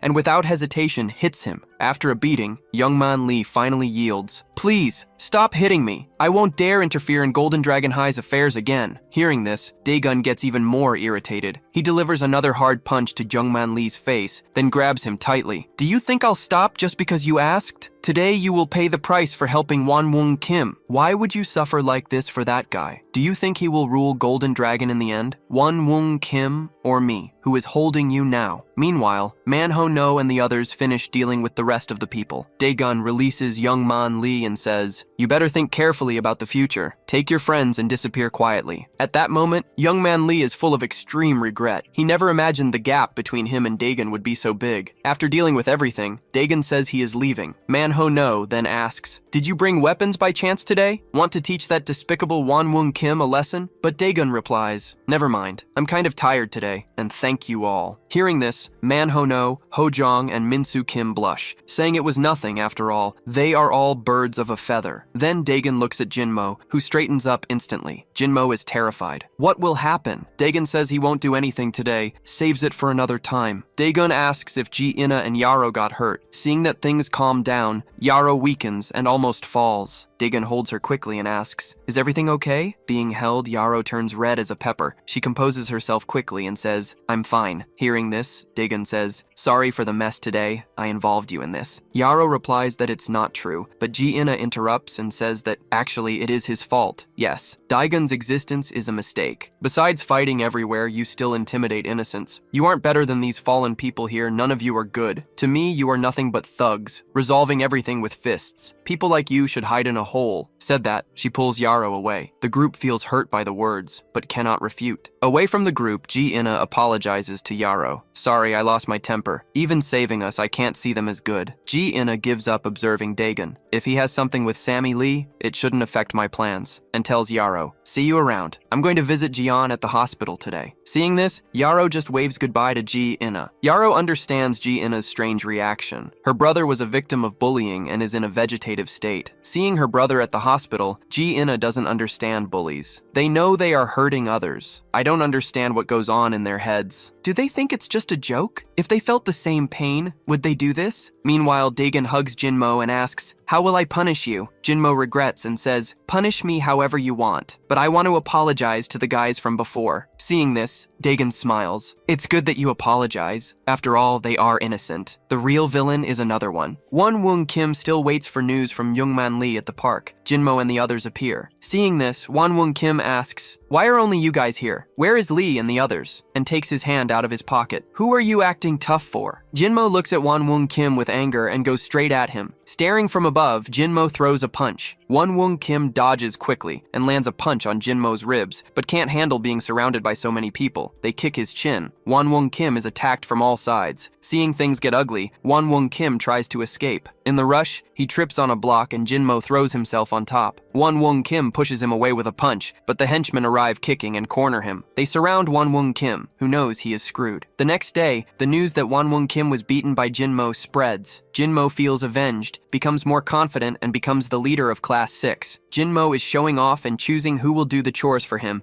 when Dagon appears. Scared, Jinmo straightens up and asks, "Dagon, what are you doing here?" Dagon says he came to congratulate Jinmo on being the leader. Jinmo boasts, saying it is all thanks to him. Dagon asks, "Want to fight as a leader or just take a punch and get it over with?" Jinmo Jinmo straightens up and says, "Please go easy." Daegun raises his fist. A precise punch on Jinmo, who feels like he is flying. How nice! It's just flying to the goddess! With one punch from Daegun, Jinmo faints. Daegun looks at the others. Want to taste it? Scared, they say. "We are not with him!" Daegun slaps one of them. "Stay quiet in the corner," they shout. "Understood." Daegun leaves class 6. Now Daegun is the leader of classes 1, 2, 3, and 6. In a few days, he conquered 4 classes. Manhwa Name and the others are happy, surrounding Daegun to please him. He pushes them away with a book. "Don't disturb my studies." To surprise, Hojong says it was lighter than last time. "Daegun, when will you take us to a LAN house? I reached Gold League recently." Seeing this, Daegun adjusts his glasses, helpless. "You guys are very annoying, but I guess I can go with you once." Hearing this, the 3 are immediately excited. Only Manhwa Name says awkwardly, "I think I'm still bronze." Hojong quickly tells him to shut up. Nearby, Minsu Kim also says, "If you dare take Daegun down, I will attack your chin with a brass knuckle." At that moment,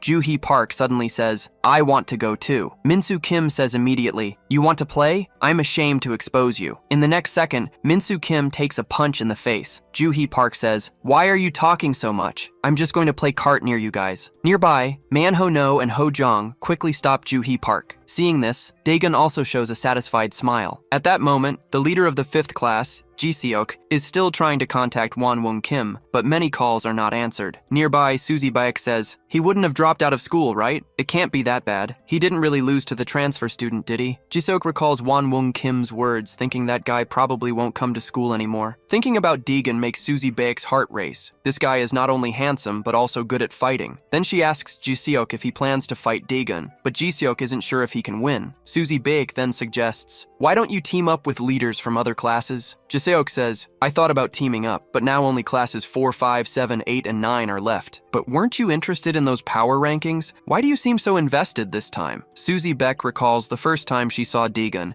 involuntarily calling him brother. Thinking about it makes Suzy Baek feel embarrassed. She wants to find a chance to intimidate Daegun a bit. After school, Daegun and the others go to a LAN house to play. However, Daegun's skills don't seem that strong. The group keeps losing games. Minsu Kim can't help teasing, "Daegun, are you really gold? You didn't hire someone to boost your account, did you?" Hearing this, Joo-hee Park intervenes. "It's just a game. Why are you guys so excited? Daegun, don't mind them. They are just a bunch of guys who go crazy for games." But in the next moment, Joo-hee Park starts breaking the keyboard after losing a game. This scene leaves Daegun completely perplexed. In the end, because they kept breaking keyboards, they were kicked out by the owner. The next day, the group is still bitter about the losing streak. Daegun says awkwardly, "If the owner hadn't kicked us out, I would have eventually revealed my true skills." Then Daegun stands up and says, "I won't talk to you guys anymore. I'm going to take a tour of the other classes." Daegun knows that returning to school isn't just about defeating those bullies, but implementing management to reorganize the school. Daegun then goes to the 2nd class to look for Myung-jung Kim. As soon as he enters, he hears Myung-jung Kim say,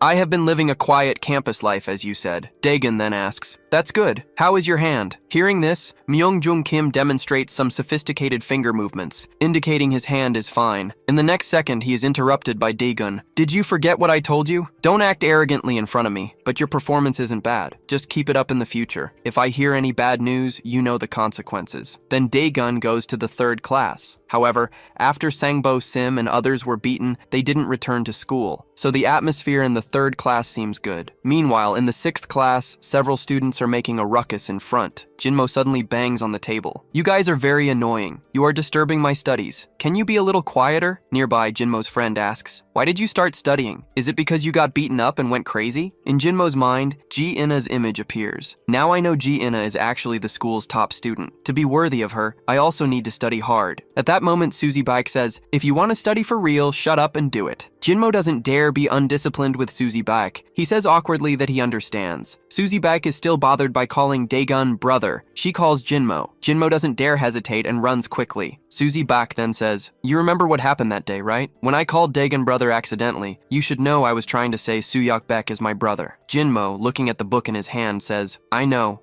Seeing Jinmo's attitude, Suzy Baek gets angry and raises the comb to hit him. "Do you dare ignore me?" Scared, Jinmo quickly says, "No, I am listening carefully." Seeing this, Suzy Baek stops and says, "I'll let you off this time, but listen carefully. What I mean is," but before she can finish, she sees Daegun coming to the 6th class. Jinmo also runs quickly. Seeing Daegun, Suzy Baek's face turns red and she she is momentarily speechless. Daegun just gives some instructions to Jinmo and leaves. Then Jinmo quickly returns to Suzy Beck and says, "I'm sorry, I didn't mean to run away. After all, Daegun is my leader. What were you going to say?" Seeing this, Suzy Beck says calmly, "Take off your glasses first." Jinmo, terrified, takes off his glasses. In the next second, Suzy Beck hits Jinmo frantically with her book. "Do you dare leave before I finish speaking?" Jinmo doesn't dare fight back, just repeating, "I was wrong." Upon repeating it a few times, Suzy Beck stops, not because she is forgiving Jinmo, but because she is afraid of sweating and ruining her makeup. Then Suzy Beck calls Jinmo's henchman. With a gloomy face, she says, "Stomp on him hard." The henchman, without hesitating, drag Jinmo out and start taking turns stomping on him. "Sorry, Jinmo, we have no choice." At that moment, Suzy Beck is still thinking about how to deal with Daegun. Seeing they have already beaten him enough, she tells them to call Jiseok. Soon, Jiseok arrives at the 6th class. Suzy Beck asks immediately, "How is that thing I told you about last time?" "You mean teaming up with other leaders?" "I am thinking about it, but why do you care about this?" Suzy Beck says, "No reason. I just want to intimidate him." Jiseok says, "Then why don't you tell your brother?" But Suzy Beck, with a shy face, says, "No way. If I do that, he might actually be killed. I just want him to submit to me, for him to worship me like a queen. Got it? Right? I just want to see him submit to me. Think of a way for me quickly." Seeing this, Jiseok is also helpless. Now it seems the only option is to team up with other leaders. We must eliminate Daegun anyway. It is planned to unite with leaders from other classes to deal with Daegun. At that moment, in the storage room on the school roof, leaders of the remaining classes gathered. The leader of the 5th class, Jiseok. The leader of the 8th class, Dusik Kwak. The leader of the 7th class, Sung Hwang-gu. The leader of the 4th class, Dojin Park. And the leader of the 9th class, Seung-hoon Lee. Jiseok proposes the idea of uniting to deal with Daegun. Unexpectedly, Sung Hwang-gu rejects without thinking. "I am not interested in rankings, and I don't think I would lose to Daegun." Dusik Kwak also says, "I don't think our relationship is good enough for an alliance. I don't understand your purpose in proposing this union. Are you afraid of that transfer student?" Hearing this, Jiseok is unhappy. "I'll let it slide this time, but watch your words in the future." But Dusik Kwak says indifferently, "Even if you don't let it slide, what can you do?" At this point, Sung Hwang-gu also provokes, "Why don't you two fight right now? After all,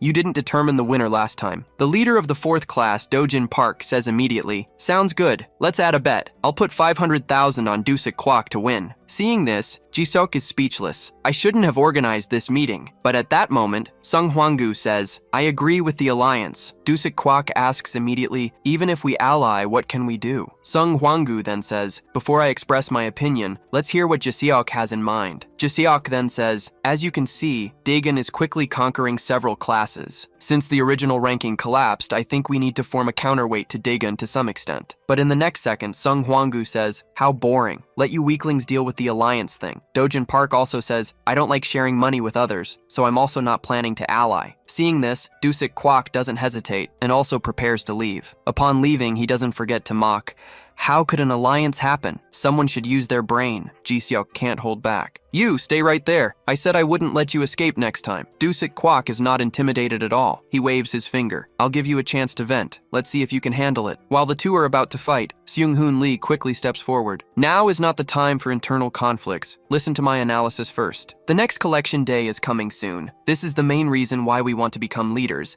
and Golden Dragon's large-scale collection will definitely attract many strong individuals. Although I'm not clear about the reasons of you two, Sung Hwang-gu and Dojin Park's goals are clear. Their desire for money exceeds others. Although they pretend not to care, it is likely they will act before collection day. So we just need to observe for now and act after collection day." Meanwhile, Dojin Park from the 4th class returned to his class. He is playing a gambling game with classmates, but seems to have bad luck, losing a lot of money in a short time. Seeing Dojin Park getting frustrated, the guy quickly says, "You don't need to pay me. Let's wrap it up for today and continue tomorrow." But Dojin Park looks at his hand, lost in thought. In the next second, he suddenly slaps the guy. The guy is taken by surprise and flies away. Seeing this, Dojin Park feels much better. "I feel my luck is good now. Let's try again." Meanwhile, Jiseok just returned to his class. Suzy Beck approaches. She asks if Jiseok allied with leaders from other classes. Jiseok then explains Seung-hoon Lee's thoughts. Hearing this, Suzy Beck is speechless. "In other words, you are doing nothing. There is no other way. I'll have to take the reins of the situation." After class, Dojin Park and some guys relax in the park. A minion warns that collection day is coming. Should we dominate Coordinate more classes, then we make more money. Dojin Park smiled hearing this. That was what I was thinking. That new student already controls 4 classes. Just need to get him out of the way. The minion says soon. Then I'll open a betting pool for you guys. Dojin Park says, no problem. Give me a good return and bet everything on me. We will profit some money. At that instant, some guys approach. Dojin Park and the group stand up and bow. Dojin Park asks, what's up, boss? How have you been? I heard you joined an organization after leaving school. The guy says, it's true, but it seems kind of hard right now. Then the guy looks back and says, client, I didn't expect your target to be my junior. To everyone's surprise, it is the student who lost money to Dojin Park before. The guy was hired to teach Dojin Park a lesson. At this moment, the big guy says, don't worry, little brother.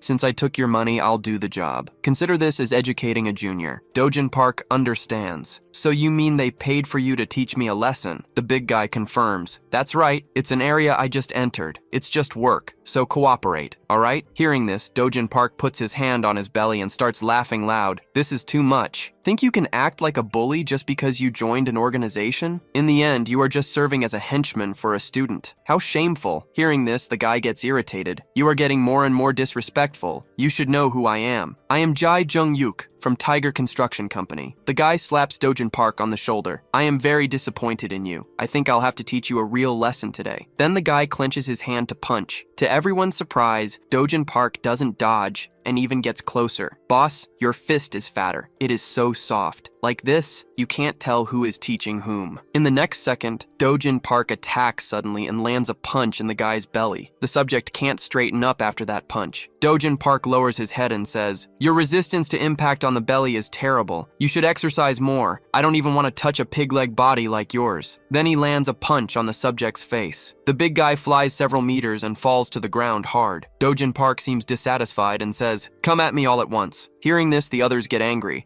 but Dojin Park doesn't waste time and advances. These guys are no match for him. In a few seconds, they are all on the ground. The client is paralyzed, afraid to even speak. Dojin Park turns his attention to him. Scared, he runs away. Dojin Park is almost catching him, but at that moment, the big guy attacks by surprise, raising the baseball bat and trying to hit Dojin Park. Dojin Park has to give up chasing the guy and raises his arm to block the bat. The big guy tries to continue attacking, but takes a hit from behind by Dojin Park's friend. Seeing this, Dojin Park advances fast and lands a punch right in the guy's face. This time, the big guy flies far and faints for good. Dojin Park looks for the student who ran away, but he is long gone. Dojin Park has to give up. The next day, as soon as Deegan arrives at school, Manhwa Name and others find him and tell him about collection day. Now you are the boss of 4 classes and soon you will receive an operational fee. I think that was why you became boss, right? Daegan is confused. What operational fee? At this moment, Myung-jung Kim appears suddenly and says, they call it operational fee, but actually it is a protection fee that ends up in the hands of class bosses. The more classes you control, the more money you receive. Hearing this, Daegan says, from now on, this won't happen anymore. No one here will collect money anymore. Manho. No and the others get worried instantly. We can't do that. A part of the money goes to the second-year students, another to the third-year ones.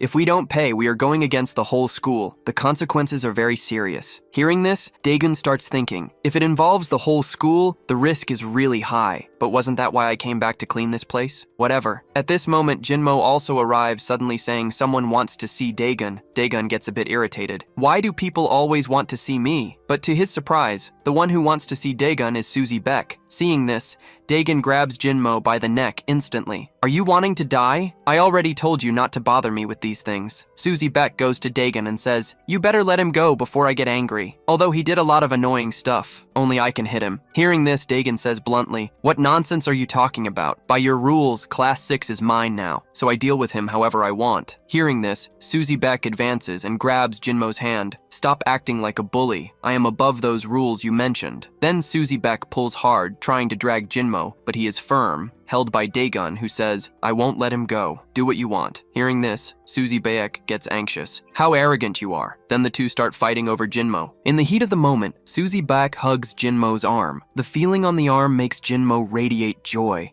feeling incredible. At that moment, Daegun looks at Jinmo and says, what are you doing? Your expression is very bizarre. Susie Beck also realizes she is being used. Immediately, with a look of disgust, she lets go of Jinmo quickly. Jinmo suddenly feels a murderous intent. In the next second, Susie Beck strikes his neck with her hand. She sends Jinmo flying for several meters. Then, looking at him, she says, "I give you 3 seconds to disappear from my sight." Hearing this, Jinmo runs away without saying anything, at world champion speed, but now happy inside. Suzy Baek now approaches Daegun and says, "I called you for something else." Then Suzy Baek grabs Daegun's collar, forcing him against a nearby pole. Suzy Baek is about to say something, but when she sees Daegun's eyes, she shyly lowers her head. Now Suzy Baek's heart is racing, and she can't say what she is thinking. Seeing this, Daegun says, "If you have something to say it quickly. I don't have time to play with you." Hearing this, Suzy Baek suddenly raises her head and shouts, "Brother!" Suzy Baek is immediately stunned, not expecting to call him brother again involuntarily. She explains quickly, "I mean, last time I called you brother, I wasn't calling you. You might not know since you just transferred, but with one word from my brother,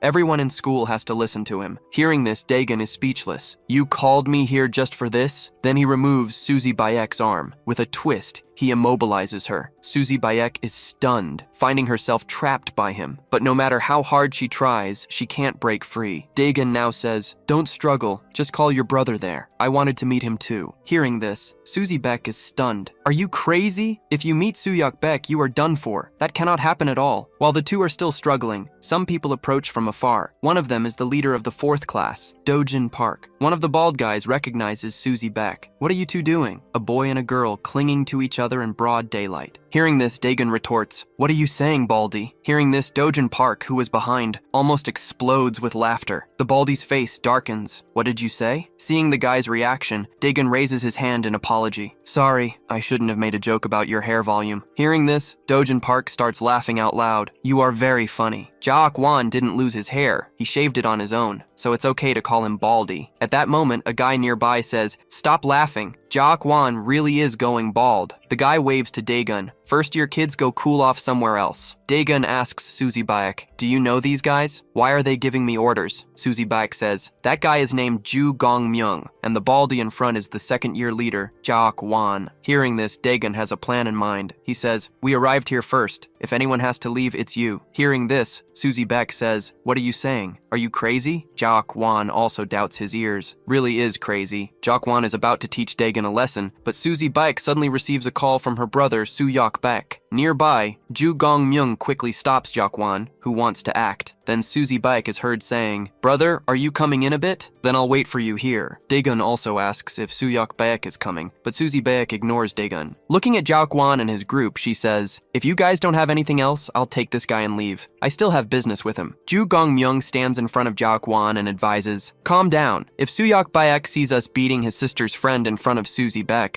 we are done for." Then he waves to Suzy Baek. "Suzy, you can take him. Remember to say hi to Big Suyok for us?" Then Suzy Baek takes Daegun away from there. Watching the two leave, Ju Gong-myung can't help but sigh. Having a good brother is really good. Jaok Wan, watching the scene, is also red with rage, but he doesn't dare act against Suzy Baek. Then he says to Dojin Park, "You chose a good opponent. Deal with him quickly in the next few days." But Dojin Park, looking at Daegun's departing figure, gets lost in thought. "Damn, I can't hold back anymore. I don't want to simply let him leave. At least let me test him first." Nearby, Ju Gong-myung advises, "With Suzy Baek around, we can't do anything." But in the next second, Dojin Park charges forward without thinking. Daegun is the first to sense Dojin Park's surprise attack. He quickly pulls Suzy Baek to the side to dodge, barely escaping the attack. Dojin Park then makes a sharp turn and attacks Daegun again. Since Suzy Baek is nearby, Daegun can only dodge for now. After avoiding several attacks from Dojin Park, Daegun finally finds an opportunity and lands a slap on his face. Normally, this slap would knock Dojin Park unconscious, but he is not only shaken, he becomes even more excited, attacking Daegun again. Daegun is secretly shocked. "I didn't expect Dojin Park's resilience to be so strong, but since Suzy Baek is behind him, Daegun cannot fight freely." Seeing this, Daegun continues to dodge while creating distance from Dojin Park. Finally, Daegun finds a chance to lock Dojin Park's arm. Unfortunately, Dojin Park notices this first,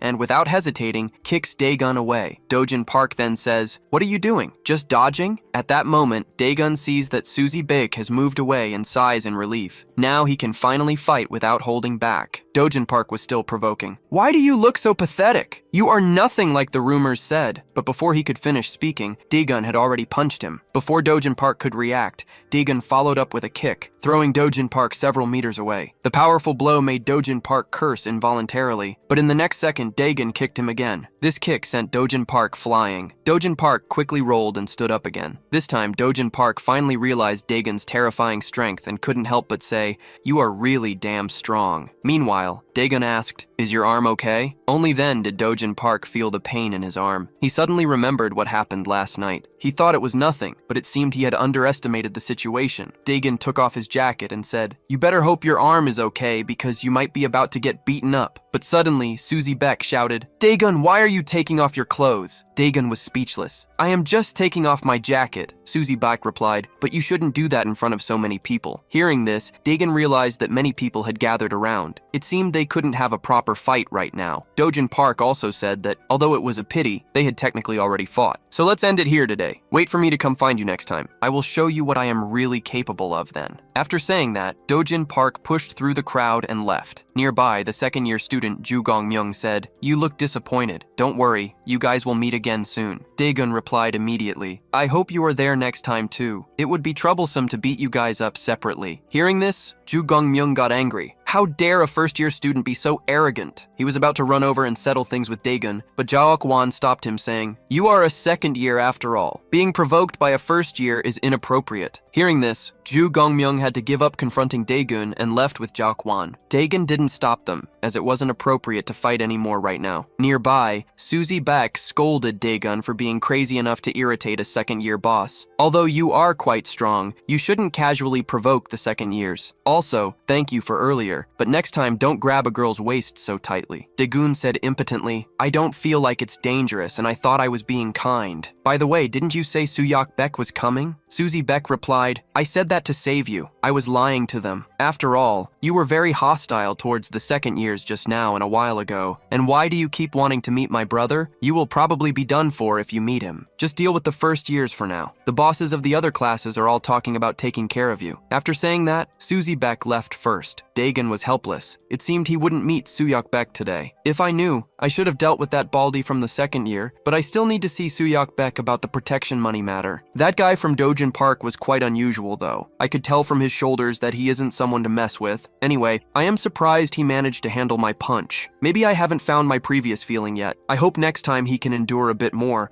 so I can recover my previous feeling." Scene change. Daegun and his group are sitting together studying. While Daegun was immersed in the study atmosphere, Dojin Park suddenly came with a book. Manhwa Name and others instinctively thought Dojin Park was coming to cause trouble. Dojin Park walked up to Daegun and complained, "I wanted to talk to you, but there is no seat left." Then he looked at Jinmo, sitting opposite Daegun, and said, "Get up and give me your seat." Jinmo thought to himself, "I am in trouble now. Although I know I can't beat him with so many people watching, getting up like this would be very embarrassing. The authority I worked so hard to build would vanish." So Jinmo stood up and said, "Why should I give you my seat?" Minsu Kim nearby was shocked and quickly said, "Jinmo, you are quite brave. Daegun won't help you." Seeing this, Dojin Park smiled instead of getting angry and raised his hand to scare Jinmo. Jinmo instinctively dodged. Realizing what he had done, Jinmo felt incredibly embarrassed and quickly explained, "It was a reflex, not fear." But Dojin Park said, "I wasn't going to hit you. Let's play rock, paper, scissors." Jinmo felt immediately relieved. They played rock, paper, scissors, and unsurprisingly, Jinmo lost. Jinmo, with a righteous expression, said, "I lost. I give you the seat." After saying that, Jinmo left the seat secretly relieved for not only giving up the seat, but also for saving face. But in the next second, Dojin Park patted Jinmo on the shoulder and asked, "Where are you going?" Then Dojin Park slapped Jinmo hard on the face. "I didn't say the bet was this seat. Since you lost, you have to accept the punishment." Jinmo was slapped and flew backward. Nearby, Manhwa Name and others couldn't help but comment, "That guy is very unlucky." After dealing with Jinmo, Dojin Park sat opposite Daegun. Daegun thought Dojin Park had come to fight with him, but Dojin Park said, "I didn't come to fight with you this time, but we will have to fight sooner or later. Why not set some conditions and make a bet?" Meanwhile, at the second-year location, Ju Gong-myung, Sung Hwang-gu, the boss of Class 8, was also there. Ju Gong-myung asked if the venue was ready, and Sung-hoon Lee replied that everything was prepared. They could simply send everyone to the gym directly. Ju Gong-myung approved, but asked, "Have you seen the transfer student fight? How good is he?" Sung-hoon Lee replied that he hadn't seen him, but since he could defeat Sangbo Sim, he must be quite formidable. Ju Gong-myung then asked, what do you think of Dojin Park? Dojin Park is an interesting guy, with a one-man army aura. Just looking at him makes people feel scared, especially because he has unique advantages. The flexibility and elasticity of his body give him formidable power, but people like him, who rely on physical qualities, tend to be technically deficient. Meanwhile, Dojin Park was questioning his life again. He hadn't won a single round playing rock, paper, scissors with Dagon. Not wanting to admit defeat, Dojin Park wanted to play a few more rounds. But Dagon said, "I'm done playing. Even if you won, I would agree to all the things you said before." Hearing this, Dojin Park was dissatisfied. What do you mean by even if I won? But in the next second, Dojin Park realized the problem. Now wasn't the time to argue about winning or losing. So Dojin Park stood up and prepared to leave, saying, "Remember what you said. Don't go back on your word. See you this Friday at the gym." Dagon replied immediately, "No problem, but you should fix your arm first. I don't want to see you complaining." After Dojin Park left, Manhwa Name quickly asked Dagon, "Although I don't know why you deliberately lost to him, was it necessary to agree to the bet? Even if you two eventually fight, doing it in second-year territory seems suspicious, doesn't it?" Dagon naturally saw that this could be a trap, but this way he could also deal with the second-year students. But at this moment, another person came looking for Dagon. Dagon asked what they wanted. The man hesitated, but finally said, "Could you help us speed up Dojin Park, but could you lose to him?" Dagon was stunned. "What are you saying?" The man explained, "Dojin Park's bet with you is to open betting. Many people are betting on who will win between you and Dojin Park. The second-year students are doing the same, but besides that, I also have a reason why you must lose." Dagon was even more confused. "I think it's very hard for me to lose to him." "What is your reason?" The man stuttered, but finally explained. It turns out the man had paid someone before to teach Dojin Park a lesson, but failed, and Dojin Park held a grudge. Last night, Dojin Park found the man. After a lesson, he made the man pay him protection money. Then he took the man to recover the 500,000 won he had paid to the hired muscle. But when they got there, the person was nowhere to be found. However, a loan shark ad on the wall caught Dojin Park's attention. In the end, the man was forced by Dojin Park to take a high-interest loan. Dojin Park said he would return the money if he won. "So, if you win, I won't get my money back and will still owe a loan shark." After the man finished, before Dagon could speak, Juhee Park got upset. "Do you want to beat Dojin Park that badly? Why don't I beat you first?" But Dagon said, "I can't lose to him, but I'll help you beat him. Are you good at English? If so, come meet me after school." After school, Dagon followed the man to the loan shark's place. Then he said, "I'll go up and take a look. You go back first." Dagon had just gone up. Someone asked what he was doing there and if he wanted to borrow money. Then he followed the man inside. The man asked what grade Dagon was in and how much he wanted to borrow. Dagon naturally wouldn't tell him and also wouldn't borrow money. He quickly made up an excuse and was about to leave. The man got angry, grabbed Dagon and asked, "Are you kidding me, kid? You don't look like you are here to borrow money. Who are you?" Dagon grabbed the man's arm. Feeling the pain in his arm, the man couldn't help but start trembling. Dagon then said, "I said I'm leaving. I'll let you go, but don't follow me out." The man grabbed an ashtray on the table to hit Dagon, but Dagon knocked him down. Then he gave the man a blow, who immediately passed out. Dagon was about to leave, but the documents on the table caught his attention. After flipping through them, he found the loan information of the student who asked for help, but in the next second, Dagon was stunned. He saw a photo of Chairman Lee here, which confused him. At that moment, there were sounds outside. Dagon quickly prepared to leave. Just as he reached the door, someone entered. The leader saw Dagon and asked who he was, but then was distracted by the unconscious man, thinking he was sleeping. Dagon said, "I have to go," and left. But as soon as Dagon left, they realized something was wrong. They took down their leader. Hearing the commotion, Dagon bolted quickly. Luckily, he ran enough not to be caught. Safe. Dagon was going to call Sammy Lee to know why Chairman Lee's photo was there, but in the end gave up, resolved to deal with the Dojin Park case first. He checked the weather on his phone. Will it rain on Friday? I don't really like that. Friday arrived flying. Dojin Park and the gang arrived early at the gym. Sung-hoon Lee and others were preparing the place. Soon, the second-year personnel also arrived. The leader was the second-year boss, Jaok Wan. On the other side, Dagon was already on his way with Manhwa Name and others. Dagon didn't want Manhwa Name and the others to go, but they were worried about him going alone into second-year territory. Their backpacks were full of weapons. Dagon was speechless. Then Min-soo Kim said he found a way to deal with Dojin Park, but Dagon replied coolly that he already knew when he flipped the coin with him. Min-soo Kim and Ho Jong behind him were confused. But then Dagon's phone rang. After reading, Dagon said awkwardly that they would have to go ahead. "I have something to resolve, but I'll be back soon." Manhwa Name and the others could only arrive at the gym first. Seeing this, Jaok Wan and others couldn't resist and teased, "Is Dagon scared?" Manhwa Name replied instantly that no, Dagon is not that type. Nearby, Ju Gongmyung recognized Manhwa No and said, "You guys can find a place to sit." Min-soo Kim sighed in relief. "Thanks to Manhwa No, we are safe. The pressure from these middle gang followers is really strong." Then the gym doors opened again, and more people arrived. A group of students in uniform entered. It was the second-tier bully group of the second year, the Sacred Ties. The boss of the Sacred Ties said, "It's just a first-year fight. Need all this pomp." At this time, the boss of Class 9, Sung-hoon Lee, said, "No choice. After all, the transfer student is not just any freshman." Jaok Wan and others didn't expect Sung-hoon Lee to come. Ju Gongmyung told everyone to find a place to sit. Sung-hoon Lee found a place to sit with his gang. After sitting, he asked when the transfer student was going to arrive. Manhwa No and others were getting anxious, hoping Daegun would appear soon. After a while waiting, Dojin Park couldn't take it anymore and threw his phone, cursing, "What the fuck? Where is this guy? I'm dying of boredom. Someone from the first or second year come fight me now." His friend tried to calm him down quickly. Ju Gongmyung also said, "We should arrange some fun. Can't waste time waiting." Then Dojin Park looked at Manhwa No. "Since Daegun isn't here, come warm up with me first." Hearing this, Min-soo Kim freaked out and asked Manhwa No what to do now. Manhwa No said it didn't matter. Daegun's delay is our class's responsibility. Since it's like this, I'll face this guy first. But then Sung-hoon Lee stood up suddenly and said, "That won't happen. Both sides have to be in the best conditions to be fair." Hearing this, Dojin Park got pissed and cursed. "What does a baldy like you know? I need to warm up first." But Sung-hoon Lee continued denying, said he would put 2 students from his class with special skills to fight instead. Then someone opened the door and said, "Did I arrive late?" Manhwa No and others turned quickly, thinking Daegun had arrived. Dojin Park was also super excited, crazy to start fighting, but it wasn't Daegun, it was Myung-jung Kim. As soon as he entered, he shouted, "No one is stupid enough to bet on Dojin Park's victory today, right? Watch out, I won't even get my money back." Hearing this, Dojin Park exploded with anger. What did this guy mean? Nearby, Min-soo Kim scolded quickly, "You idiot, shut up!" But Myung-jung Kim seemed not to hear and asked, "Who do I give the money to if I want to bet? There's no one here who can't handle losing, right?" By this time, Dojin Park was furious and spoke angrily, "Myung-jung Kim, you were the boss of the second class, right?" Myung-jung Kim still hadn't grasped the seriousness of the situation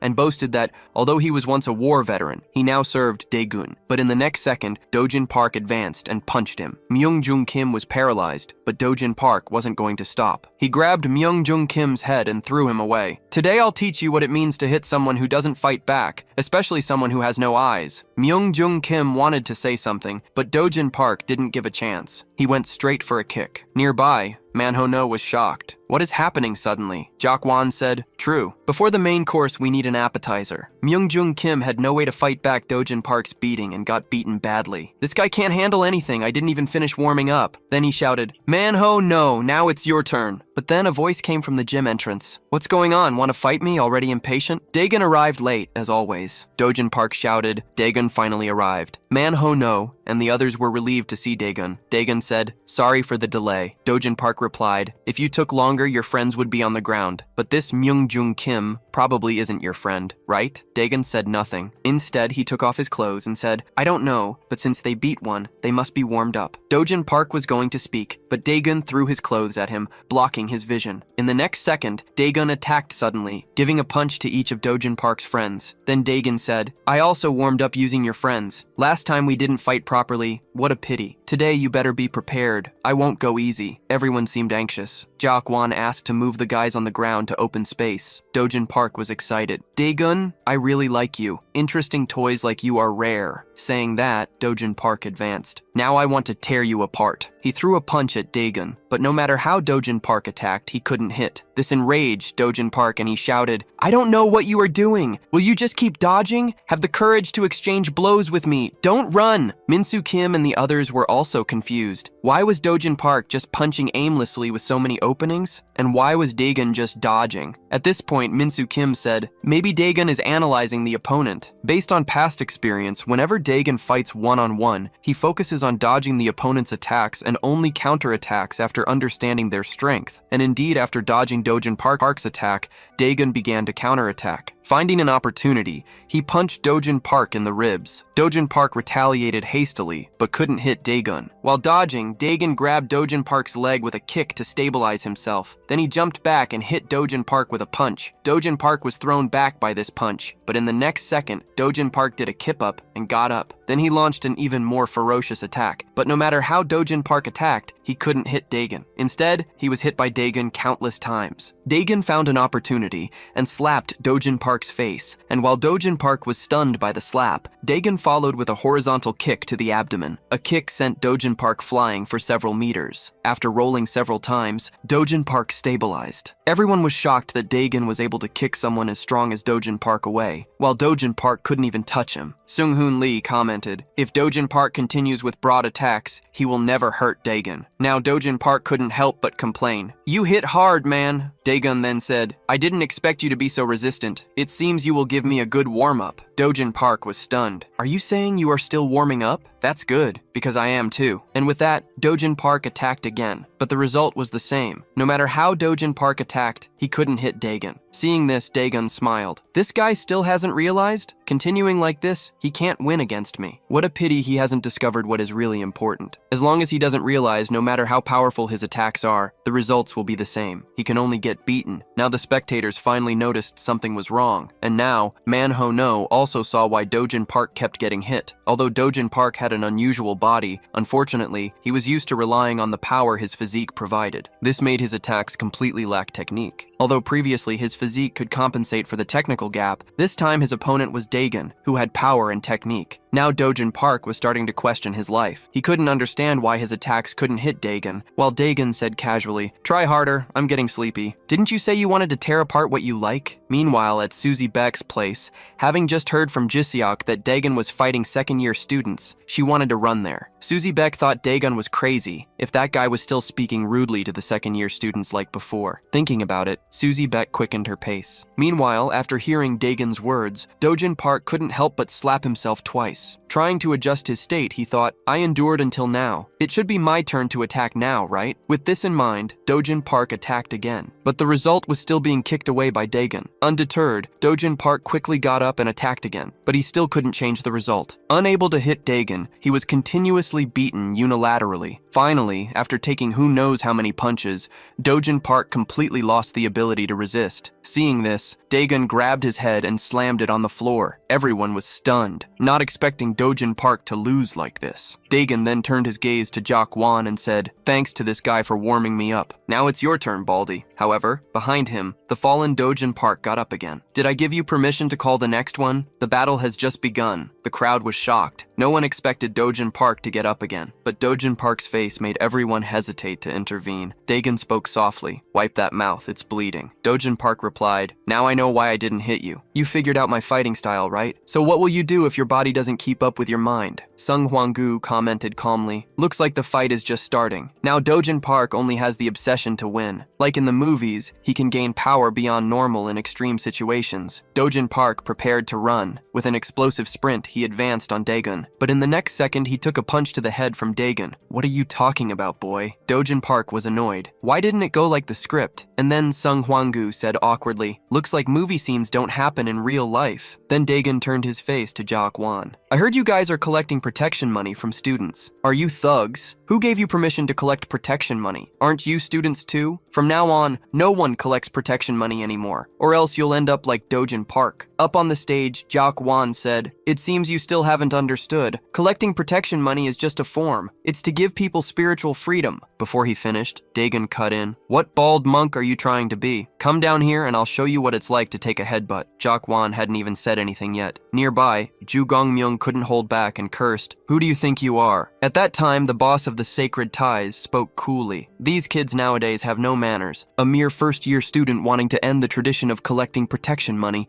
Never mind. I won't explain anything more to you. Let your body learn." All members of the Sacred Ties stood up and started surrounding and attacking Dagon without hesitation. Seeing this, Manhwa Name despaired and wanted to help Dagon, but in the next second, he saw a figure fly past him. Dagon said, "No need to help, just watch." These second-year kids were no match for Dagon. In an instant, most had already been taken out. Now it was Ju Gongmyung and the others' turn to be shocked. They didn't expect one person to handle so many people. At that time, someone tried to attack Dagon from behind with a bench. Manhwa Name immediately warned Dagon and wanted to help, but in the next second, he saw that person being slapped away. Manhwa Name was confused. What was going on? It turns out the one who acted was Dojin Park, who had gotten up again. The second-year guy was pissed. What are you doing? He tried to attack Dojin Park, but took a slap away directly from him. Now, Dojin Park looked like another person, smiling fiercely at Dagon, saying, "It's not over yet, but seeing your condition, you probably only last one more attack, so I'll specially show you my true strength." Manhwa Name was surprised to see Dagon take a fighting stance for the first time. Hearing this, Dojin Park was a bit confused. "I don't know what you are talking about, but I feel my body extremely light now. In my current state, I can definitely tear you apart." And he advanced towards Dagon again, but Dagon didn't care, eyes fixed on Dojin Park. When Dojin Park was almost arriving, Dagon moved later, but hit first with an uppercut. The punch hit Dojin Park's chin squarely. Dojin Park didn't even see Dagon's punch before fainting. Dagon was still in the fighting stance. Jiaoquan was shocked by the scene. How is this possible? How do I see in him what is only present in that person? The boss of the Sacred Ties was also annoyed. What just happened? Why was there a gunshot sound? Dagon thought, looks like it's finally over. Minsu Kim warned Dagon not to say that in case Dojin Park got up again. But this time, Dojin Park was really done for, lying on the ground without moving. Dagon guaranteed, relax. That punch was his limit, probably. Then Dagon turned his face to Dojin Park's friends, ordering them to take him. Now Jiaoquan looked at Dagon and wouldn't stop shaking. One leg was shaking so much it left tracks, he murmured. How can he have the same aura as that person? Ju Gongmyung was shocked. That person? Could it be Suhyukbaek? At that time, Jiaoquan drifted into memories. Remembering the scene when he met Suhyukbaek, Ju Gongmyung slapped Jiaoquan's face to bring him back to reality and asked what they should do now. But Jiaoquan said, "It's no use. My skill level can't see through his aura, but I know no one can handle him." Now Dagon spoke. From now on, no one collects protection money anymore. Whoever doesn't agree can come down, but no one dared to move. Dagon was at a loss for what to do. Since you don't want to come, I'll choose randomly. Whoever I point to comes down. But at that instant, Dagon received a call from Sammy Lee. As soon as he answered, he heard Sammy Lee say, "From now on, follow my instructions." Nearby, Minsu Kim and the others were confused about why Dagon was answering a call suddenly. By this time, Sammy Lee had finished giving instructions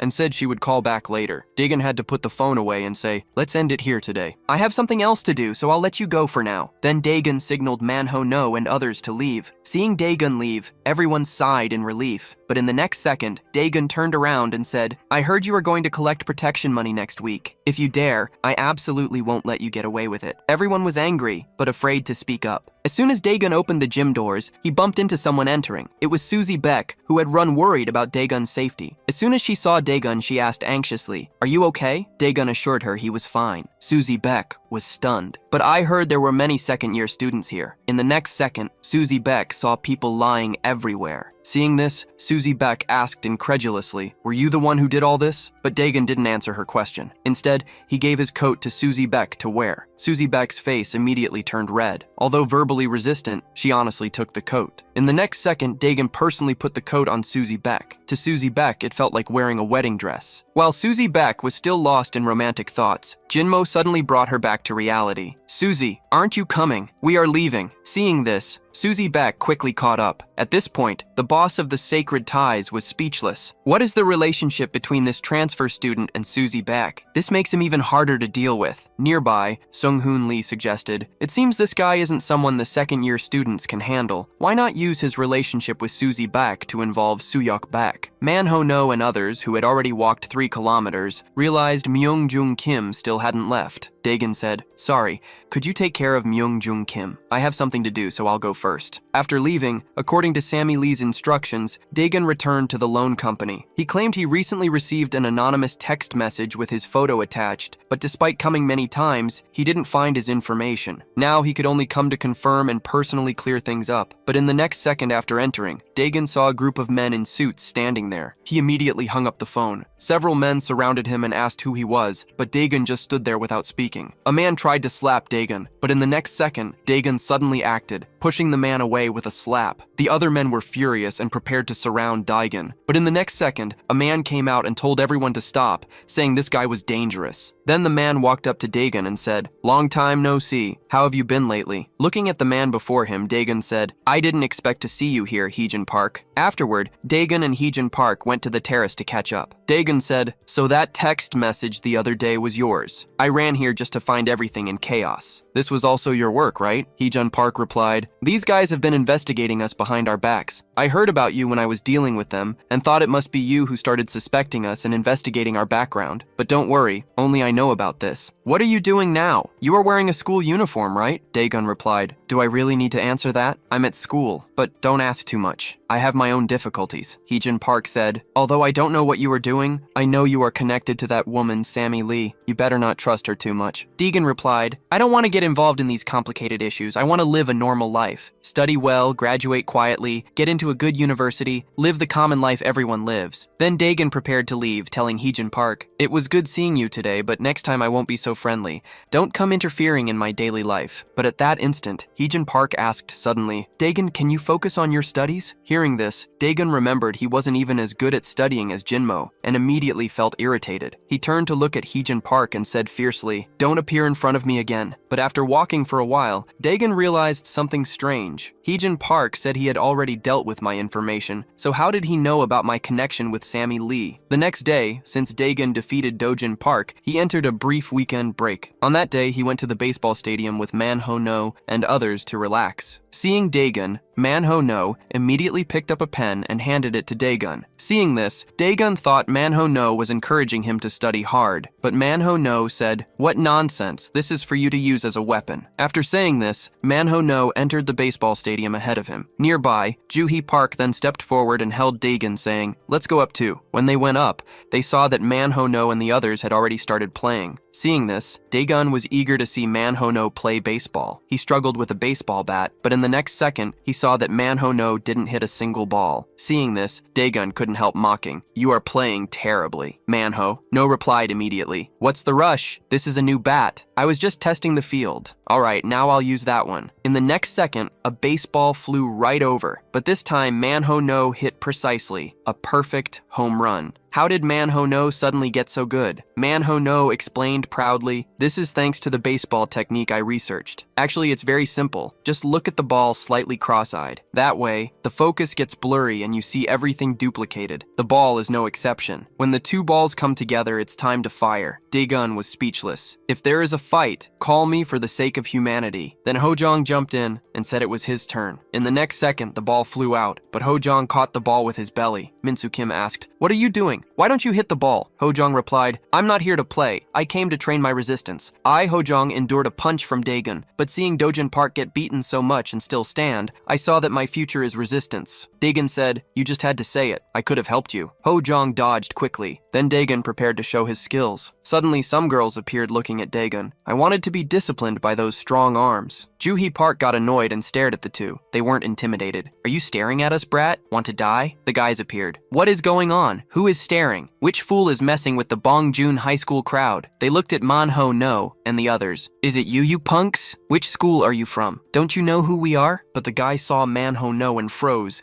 instinctively protecting his lower parts, recognizing him. Manhwa Name said, "Do we know each other? What were you going to say?" Before the guy answered, the one in green cursed, "What are you talking about, you piece of shit?" The guy tried to take the one in the green shirt away, but he got more heated. That guy stared at Mindy. The guy spoke seriously. "Do you want to have children with Mindy? Listen to me. If you mess with the redhead, it might go bad." Manhwa Name and the others were confused. One of the girls couldn't hold back. "What are you doing?" He stared at me. Daigen turned his head, not understanding anything. Seeing Daigen, the guy got more scared, sweating cold. He pushed the one in green back. The one in green was going to run away. It became clear he was one of those beaten in the fight with Bong Yoon. Meanwhile, Dojin Park was getting screwed. He was being chased by some guys in black. Dojin Park didn't understand who they were, thought they were debt collectors. But the guys in black went at him without warning. Dojin Park got irritated and fought back, taking one down easily. The guys in black were shocked. Is this guy just a student? At that moment, Heejin Park appeared. "Let me handle him." Dojin Park felt the pressure. "Who are you? This is none of your business." Heejin Park did Daegun's pose. "Since you want to resist, let's end this quickly." Dojin Park panicked and said nothing. Soon, Dojin Park Park was defeated. Heejin Park said, "You don't even have money. How are you going to pay? You'll have to pay with your body." Dojin Park never went to school again. After Daegun defeated Dojin Park, he ordered Do Hyun Kim to investigate bullying and report. This gave Do Hyun Kim morale. Generally, bullies were respectful to him. Do Hyun Kim, with Daegun's fame, created the anti-bullying committee, gathering the bullied to collect evidence. But classes 7 and 9 didn't have representatives or reports. In class 9, a guy was annoying others. He didn't care about classmates' warnings and teased, "You nerds only know how to study and aren't even good." Ji Inna, seeing the scene, said, "There's nothing to do, go to the street." The guy didn't care. "Big nerds, study there and don't meddle." Ji Inna got irritated. "You're making too much noise. How are we going to study?" The guy couldn't take it. "You annoying. If you weren't a woman, I would have already hit you." Sung Hoon Lee appeared. "Come with me quickly. Need to talk to you." Sung Hoon Lee took the guy to the corner and gave him a push. "You idiot. Why are you disturbing the study? Stop being special." The guy got beaten badly, apologizing. Sung Hoon Lee said, "Get lost. I don't want to see you today. Go home." Sung Hoon Lee called on his phone. "Want to meet now? After all, only we 3 are left. Still can work together." At the same time, Jisok and Dusik Kwak arrived. The two new Daegun dared to face the seniors, which shocked, and Jisok, the leader, stayed quiet. Dusik Kwak soon spoke. "And now what do we do? This guy is ordering no one to pay the protection fee." Jisok agreed. "It's true. We were going to start collecting now. We have to deal with him before that." Sung Hoon Lee soon said, "Daegun is really strong, but crossed the line. Now he is facing the whole school. But relax, I already came up with a plan. We get rid of Daegun first and collect the protection fee as planned." Meanwhile, where Daegun was, Do Hyun Kim gave a report to him. At this time, Susie Beck appeared out of nowhere. She returned Daegun's clothes and explained, "Accidentally, I got makeup on it, so I washed it." Ju Hee Park soon spoke. "How do you get makeup on it just by wearing it? I think you buried your face and inhaled deeply." Susie Beck turned red instantly and defended herself. "What nonsense are you talking about?" But deep down, she thought he was right. The two started arguing right there. At that moment, Manhwa Name asked Daegun, "If these guys continue collecting the fee, are we really going to face them? After all, this involves the seniors' interests. Aren't we exaggerating?" Daegun replied, "Relax. That is exactly what I want." At the same time, he thought, "Wasn't that why I came to this school? Let the show you want to see begin now." Returned to the room and ordered his guy to start collecting. His guy reminded, "Dusik Kwak, do you really want to collect the fee?" Dusik Kwak got pissed instantly.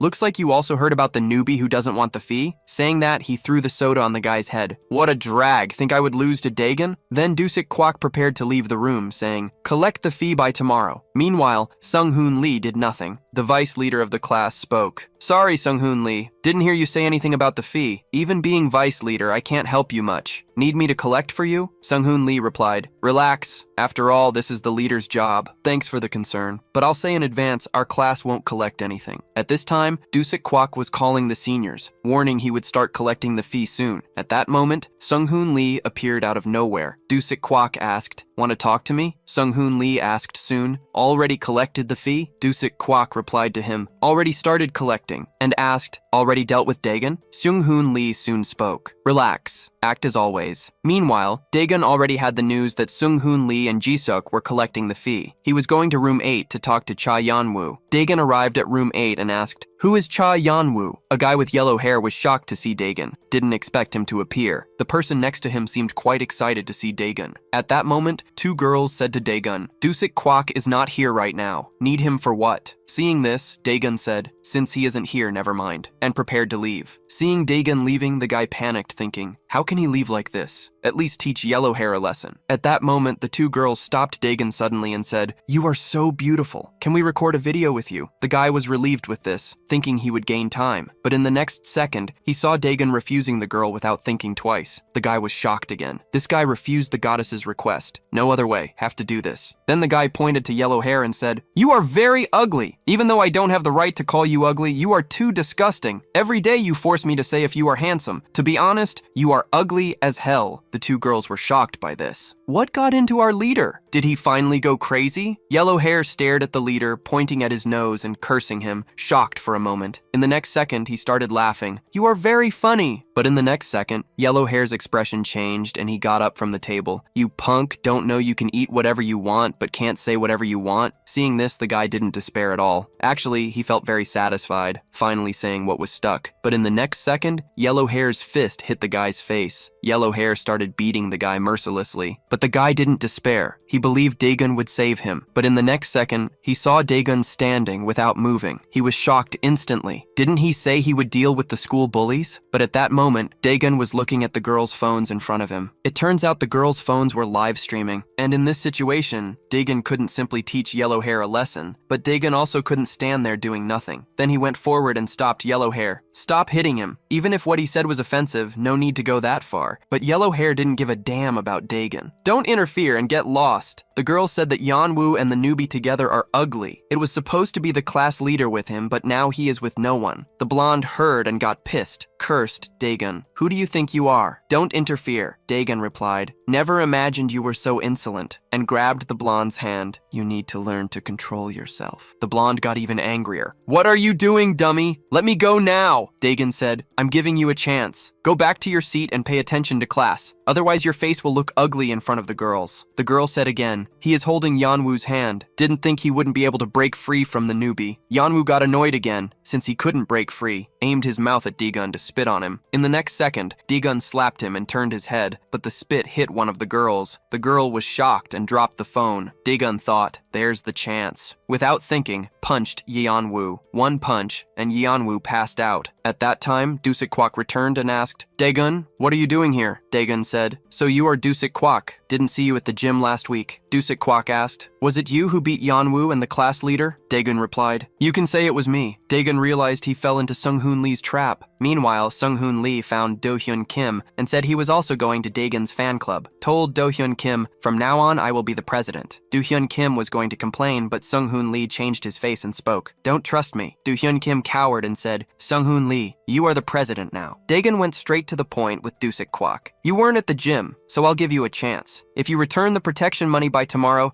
this ends here. After all, I don't want to hit you. Dusik Kwak didn't give in. Impossible. I already spent the money. Thanks for the tip, but you can get lost. Daegun didn't insist. The message is given. You better change your mind by tomorrow. After all, if you want to be an artist, it's not good to hurt your face. Dusik Kwak laughed angrily at the threats and already sent a spinning kick at Daegun. Daegun retreated fast and spun to dodge, but the kick threw him into the hallway. Dusik Kwak said, I don't know why they think I'm going to lose. Daegun mocked. Because everyone has eyes and sees who is stronger. Dusik Kwak didn't think twice and went at Daegun. Dusik Kwak's strength was good until Daegun got interested. But there were people filming with their phones, and Daegun couldn't concentrate. He kept dodging to avoid being filmed. The girl filming also noticed something strange. No matter where she filmed from, she only got Dusik Kwak's back. The blonde guy appeared out of nowhere cheering for Dusik Kwak and managed to catch Daegun's attention, who let go of Dusik Kwak and went at him. With one hand, he grabbed the blonde's head and with all his strength, threw him at the girl filming, knocking down the girl and the phone. The blonde was lucky with girls, see? Dusik Kwak took the opening to advance. You dummy, still worried about others? But Daegun ducked suddenly and dodged the attack, saying, I won't hit your face, and punched Dusik Kwak in the ribs. The pain made his face contort. Daegun followed with another punch to the abdomen. With those two punches, Dusik Kwak fell to his knees, without strength to fight. Daegun said, if you don't return the money by tomorrow, your face becomes a pig snout. Dusik Kwak lost his pose and stayed kneeling without saying anything. After dealing with Dusik Kwak, Daegun aimed at Jiseok from class 5. Jiseok didn't even imagine what was going to happen. He was trying on expensive clothes he bought with the protection money. A girl said Dusik Kwak got beaten and that the newbie was coming here. Could he be looking for you? Jiseok realized he and Dusik Kwak fell into Sunghoon Lee's trap. Said he had to leave, but saw Daegun entering the door. Daegun said, class isn't over. Where are you going? Jiseok looked at his girlfriend and told Daegun, let's talk outside. Jiseok took Daegun to an isolated place. Jiseok thought about how to defeat Daegun, but after thinking a lot about surprise attacks or other tactics, felt he couldn't beat him. Jiseok said, came because of the protection money? I don't know what you want. I'll do whatever you say. Daegun solved the problems with Jiseok and Dusik Kwak easily. Only classes 9 and 7 had no activity, and the second and third year students. Asking one by one would be boring, and what if they collected and denied it? Then it would be difficult. It would be good if someone brought this crowd to me. Sunghoon Lee was also preparing to leave. Dusik Kwak appeared to demand an explanation. Sunghoon Lee, you bastard! What do you mean by this? Sunghoon Lee replied, there are too many people here. Really need to make this show? How shameful. Dusik Kwak was shocked by these words. What are you saying, you punk? Did you go crazy? At that moment, Jisuk also appeared looking for him. Sung-hoon Lee said, I remember you two never got along. Do the two losers plan to team up against me? Dusik Kwak immediately got angry hearing this. You punk, you really went crazy. I can take you on alone. Dusik Kwak advanced, but was intercepted by Sung-hoon Lee, who kicked him in the face. A kick sent Dusik Kwak flying. Jisuk was shocked by this, didn't expect Sung-hoon Lee to be so capable, but in the next second, Sung-hoon Lee's fist hit Jisuk's face, making him stagger back. Sung-hoon Lee mocked. What are you staring at? At a time like this, you should attack directly. No wonder you get bullied everywhere. Jisuk got angry hearing this. He attacked Seung-hoon Lee directly, but all his attacks were deflected. Seung-hoon Lee seized the opportunity and restrained Jisuk, then gave a knee strike to his head, almost kicking him out of the classroom. But in the next second, he was grabbed back by Sung-hoon Lee. Soon, Jisuk was completely defeated. Dusik Kwak had also been knocked out by that kick. Sung-hoon Lee immediately said, now you know your own strength. You just need to know that I want to make Daegun the boss. You don't need to worry about anything else. Meanwhile, Daegun was still worrying about how to solve everything at once. When he suddenly noticed someone following him, Daegun immediately turned into a parking lot. Before the person could follow, he quickly ran back. Then he jumped a wall and landed behind the person. Daegun stood behind the person and said, what are you doing running into an empty parking lot? But in the next second, the person turned around and it was actually Yarrow. Daegun was also surprised and asked, are you following me? Yarrow immediately said, actually, I originally intended to follow for a short time, but I noticed another person was following you. So I wanted to follow and see. But that person disappeared at some point, Daegun said. Anyway, now it's you who is following me, right? Yarrow immediately explained, I didn't mean anything by it. It's just that you saved me last time and I couldn't find an opportunity to thank you. Daegun immediately took out his phone. If you have something to say, I'll give you my number and you can contact me later. Then Daegun said, it's getting late. Let me take you back. On the way back, Yarrow also took the opportunity to thank Daegun. Daegun said, no need to thank me. It was my fault for accidentally involving you guys. Yarrow immediately said, also, Ji-ina was very rude last time. Ji-ina is really sorry, but I can't tell you the reason. In short, she is too busy to worry about anything else right now, but she will apologize to you eventually. I hope you don't hate her. Daegun immediately said, I won't. Compared to that, I actually have a question for you. I heard your class is an advanced class. How is the study atmosphere in your class? Yarrow immediately stated that initially there were some noisy girls, but they were all disciplined by Ji-ina. As for the boys, it seemed Sung-hoon Lee handled it, although Yarrow didn't know how he did it. When Daegun returned home, it was completely dark. The current situation was also giving him a headache. Since Won-woong Kim, people have been constantly following him. Now things are getting bigger and bigger,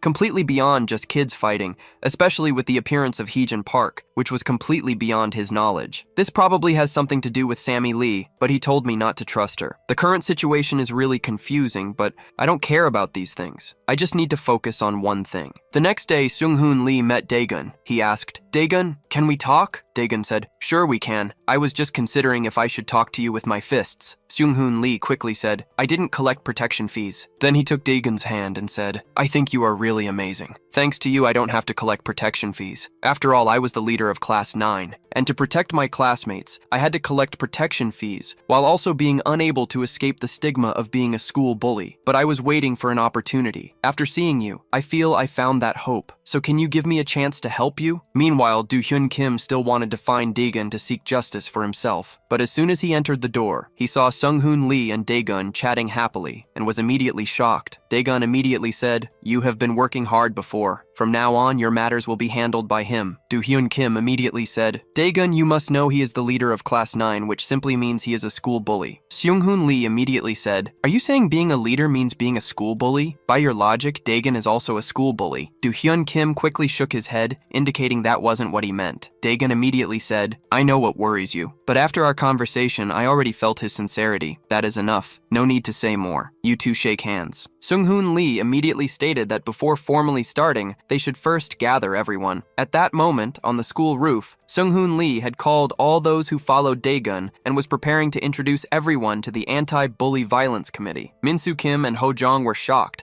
not knowing when Daegan and Sung-hoon Lee had gotten close. Myung-joon Kim also asked what this committee was for and if they could make money. Sung-hoon Lee immediately explained that this committee didn't have much meaning. Its ultimate purpose is to catch all the school bullies and beat them up. That's basically it. Although, maybe I shouldn't be telling you this. Manhwa Name immediately said, all this doesn't matter. But why are you organizing it? Daegan said, I commissioned him. I want to abolish the evil practice of collecting protection fees in school. Sung-hoon Lee also said that he and Daegan think alike, and that he will be his right-hand man. I'm not just the leader of the 9th, but also the representative. You know protection fees are usually collected by representatives. And I have contacts in almost all classes, so I know who is collecting fees. I know exactly who we have to break. If Daegan is a rifle, I am the scope that helps him aim. At that moment, Min-soo Kim asked why he was with the second-year students. Sung-hoon Lee soon said it was a misunderstanding. He was just going to see the trouble after a meeting with teachers and representatives. Daegun told them not to talk about irrelevant things and for him to tell the plan quickly. Sung-hoon Lee said that, to end the protection fee, they need to find the third-year leader, Suyok Baek. But, for some reason, Suyok Baek and the seniors are not at school right now. So we have to deal with the second year first, cutting their link with the third year. That way, we make the third-year guys come out of the shadows and get everyone at once. Of course, the fee issue and dealing with the trash should be separated. Already taught everyone in the first year a lesson? Only Sung Hwang-gu from the 7th is left, right? That guy is trash and also collects fees. Needs a correction. At that moment, Do-hyun Kim asked a question. I don't hear about Sung Hwang-gu messing up these days. He just focuses on sports after class and doesn't pick on students much, right? Seung-hoon Lee said he needed to explain what he does after class. His malice without malice is the purest. His obsession with technique turned him into a demon. His sports class is full of skilled people,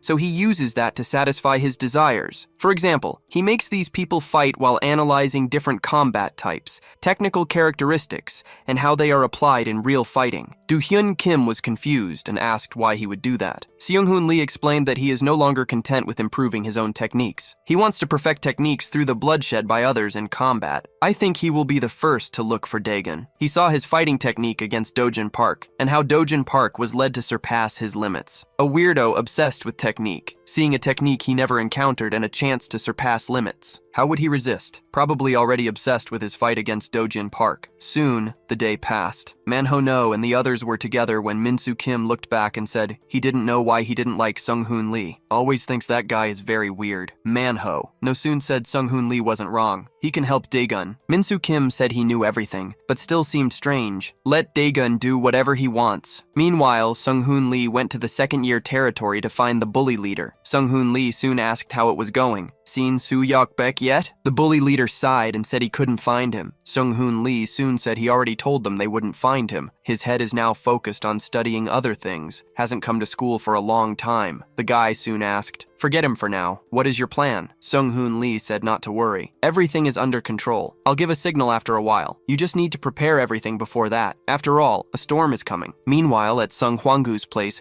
it was as Seung-hoon Lee had said. He was directing his classmates to fight while noting something down. But at that moment, Sung Hwang-gu found that meaningless. It was like studying the physical condition of ordinary people. Someone nearby said they weren't ordinary people. They were studying the sports experts of the class. What happened to you? You've been strange since last time. Sung Hwang-gu stood up, stopped the fight, and gathered the 10 best sports experts. Soon, a group of people gathered in front of him. Sung Hwang-gu asked a guy named Ikubai what he felt when he strangled him last time, if he felt his limits or had the feeling of transcending something. Seems he felt nothing, but it doesn't matter. Next time, you will have a special role. To better observe Daegun's fighting techniques, Sung Hwang-gu made his classmates pretend they were getting beaten so Seung-hoon Lee would warn Daegun to save them. After receiving the message, Seung-hoon Lee warned Daegun. Daegun received the message from Sung-hoon Lee and ran to the location, but Sung-hoon Lee called saying he had something to do and might be late. Even so, Sung-hoon Lee arrived before Daegun and Sung Hwang-gu's group. When Daegun was on the phone with Sung Hwang-gu, Do-hyun Kim was by his side and told the situation to Manhwa Name and the others. When Daegun arrived, everyone was still acting. It was hard for the student to pretend he was getting beaten because he was getting beaten for real. Daegun said they knew how to choose a place. I happen to also like places like this, where no one will discover us no matter how much we fight. After looking around, Daegun realized there was no sign of Sung Hwang-gu. However, Daegun wasn't in a hurry. He thought that after he defeated everyone, Sung Hwang-gu would appear naturally. Meanwhile, Sung Hwang-gu was hidden with binoculars to observe, and a boy asked why he was doing this. Sung Hwanggu explained that ordinary people can't surpass their limits, only the chosen ones can. The boy said they were the second best of the 7th class, but were they that strong? Sung Hwanggu replied no, they would be defeated soon. He was anxious to collect Dagon's fighting techniques through them and become stronger. At that moment, a voice came from behind them. You are a huge asshole, using your own friends as sacrifices. Surprisingly, it was Sangbo Sim. Sangbo Sim asked if he was late. Sung Hwanggu replied, just in time. Meanwhile, Dagon prepared for the fight, but only one guy stepped forward to face Dagon one-on-one. According to Sung Hwanggu, this guy was a mobile boxer like Sangbo Sim. He said Sangbo Sim lost to Dagon because he didn't know the opponent well, and Dagon already knew about him from Manhwa Name. Sangbo Sim agreed and swore he wouldn't lose to Dagon under other conditions. Sung Hwanggu spoke. So today is the rematch I prepared for you. Let's watch for now. At this time, the boy next to him was confused. Since Sung Hwanggu surely knew about Dojin Park's situation, then this Sangbo Sim surely wouldn't be a match for Dagon. Meanwhile, Dagon was ready for the fight. He soon figured out the guy was a mobile boxer. The guy didn't waste words with Dagon and advanced with everything. An attack like that wouldn't hit Dagon, of course. The guy's attack style reminded Dagon of Sangbo Sim. With a light counterattack, he forced the guy back.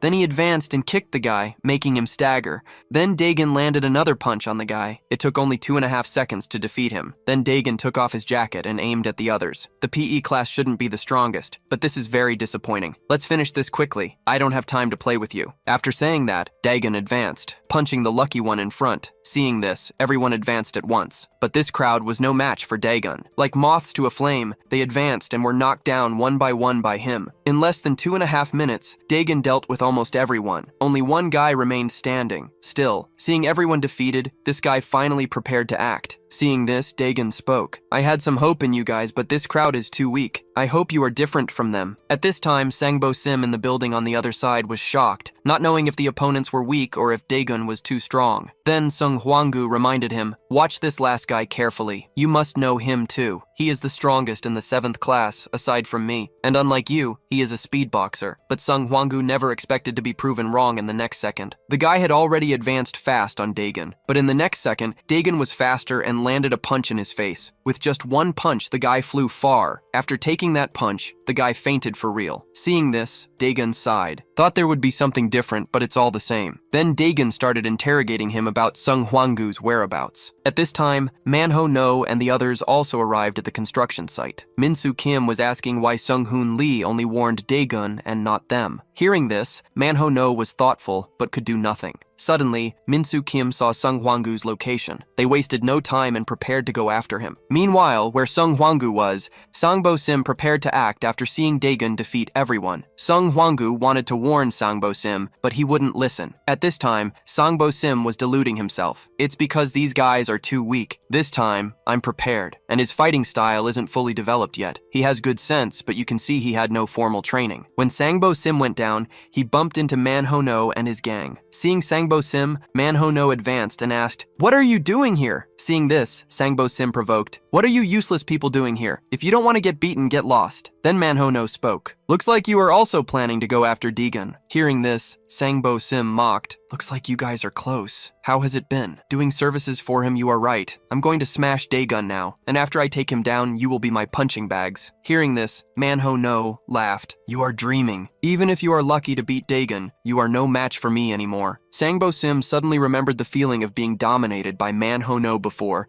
and spoke angrily. "You must know that was unsportsmanlike." Then Manhwa Name spoke. "So what? I'm different outside school than inside." Sangbo Sim then mocked. "Just a dumb idiot who knows how to swing weapons? Let me warm up by taking you down first." Seeing this, Min-soo Kim and Ho Jong wanted to join Manhwa Name to deal with him, but Manhwa Name said no need. "We still have to have some dignity. I'll take care of him myself." In the next second, Sangbo Sim advanced with a quick step. His speed almost shocked Manhwa Name. He quickly attacked with the pen in his hand, but Sangbo Sim dodged with a sidestep. Then Sangbo Sim landed a punch on Manhwa Name's ribs. With this blow, Manhwa Name was at a disadvantage temporarily. Facing Sangbo Sim's tempestuous attacks, he had no chance to counterattack. In despair, Manhwa Name quickly swung the pen in his hand, forcing Sangbo Sim back. But Sangbo Sim advanced again and gave another punch to Manhwa Name. Manhwa Name hurriedly swung the pen in his hand to counterattack, but all were dodged by Sangbo Sim with a step. After the step, Sangbo Sim dealt a charged punch to Manhwa Name. This cycle repeated countless times. Sangbo Sim couldn't help mocking him. With childish moves like these, do you think you'll defeat me? It's hard here. Standing on the high platform, Sung-hoon Lee was confused by this. Does Manhwa Name know he is that stupid? Obviously his attacks are meaningless. The pen swinging movement was too wide before hitting Sangbo Sim. He would already be hit by Sangbo Sim first. At that moment, Manhwa Name also realized and changed strategy, but Sangbo Sim was too fast. In the next second, Manhwa Name kicked Sangbo Sim's shin. The kick made Sangbo Sim retreat a few steps. Then Sangbo Sim said, "This scene is familiar to me. That was how Daegun defeated me. Unfortunately, you are much weaker than Daegun. That kick didn't affect me, but my punches." In the next second, Sangbo Sim felt a sharp pain in his hand. Manhwa Name rolled up his sleeve, showing several watches on his arms. "I'm sensitive about time, so I wear several watches." Seeing this, Sangbo Sim advanced again. "You are a psychopath." Manhwa Name tried to use the same technique on Sangbo Sim, but Sangbo Sim predicted and attacked first, landing a punch on Manhwa Name. Manhwa Name propped him up again. Sangbo Sim mocked, "You continue to be weak." Meanwhile, Min-soo Kim and Ho Jong arrived upstairs. Sung Hwang-gu asked, "Looking for Daegun? He is in the building next door." They were going to call Daegun with Sung Hwang-gu's location, but the guy next to Sung Hwang-gu attacked. A flying kick on Min-soo Kim, who was going to call, knocked him down and landed firmly on the ground, kicking Ho Jong afterwards. "No need to call Daegun, we are done here today." Ho Jong, furious with the ambush, shouted, "What do you want? No use telling you. When you faint, you won't remember anything." Ho Jong didn't believe. "Think you can take me down whenever you want?" Sung Hwang-gu said, "Sangbo Sim's fight is almost over. Let's go quickly." The guy replied, "Relax. Dealing with an idiot is my specialty." The fight between Manhwa Name and Sangbo Sim was also ending. Manhwa Name held the pen and said, "It's over for you." Sangbo Sim mocked, "I'm not done yet," and advanced again. Manhwa Name swung the pen, forcing Sangbo Sim to retreat. Sangbo Sim saw an opening and was going to counterattack, but Manhwa Name kicked him in the ribs. Sangbo Sim mocked, "Your kicks have no strength." A sharp pain made him fall to his knees. Sangbo Sim was shocked. "What is happening?" Manhwa Name said, "Think I'm that stupid? I kicked with the toe, using hard marten boots. Can't even imagine the pain of that kick. I won, which means you can't beat Daegun." Sangbo Sim said, "Don't joke with me, it's not over yet." Manhwa Name was going to kick again, scaring Sangbo Sim. A wave of pain hit his brain. Manhwa Name was also hurt, almost unable to move. Daegun appeared and asked, "Manhwa Name, what are you doing here?" Sung Hwang-gu regretted not seeing the rematch between Sangbo Sim and Daegun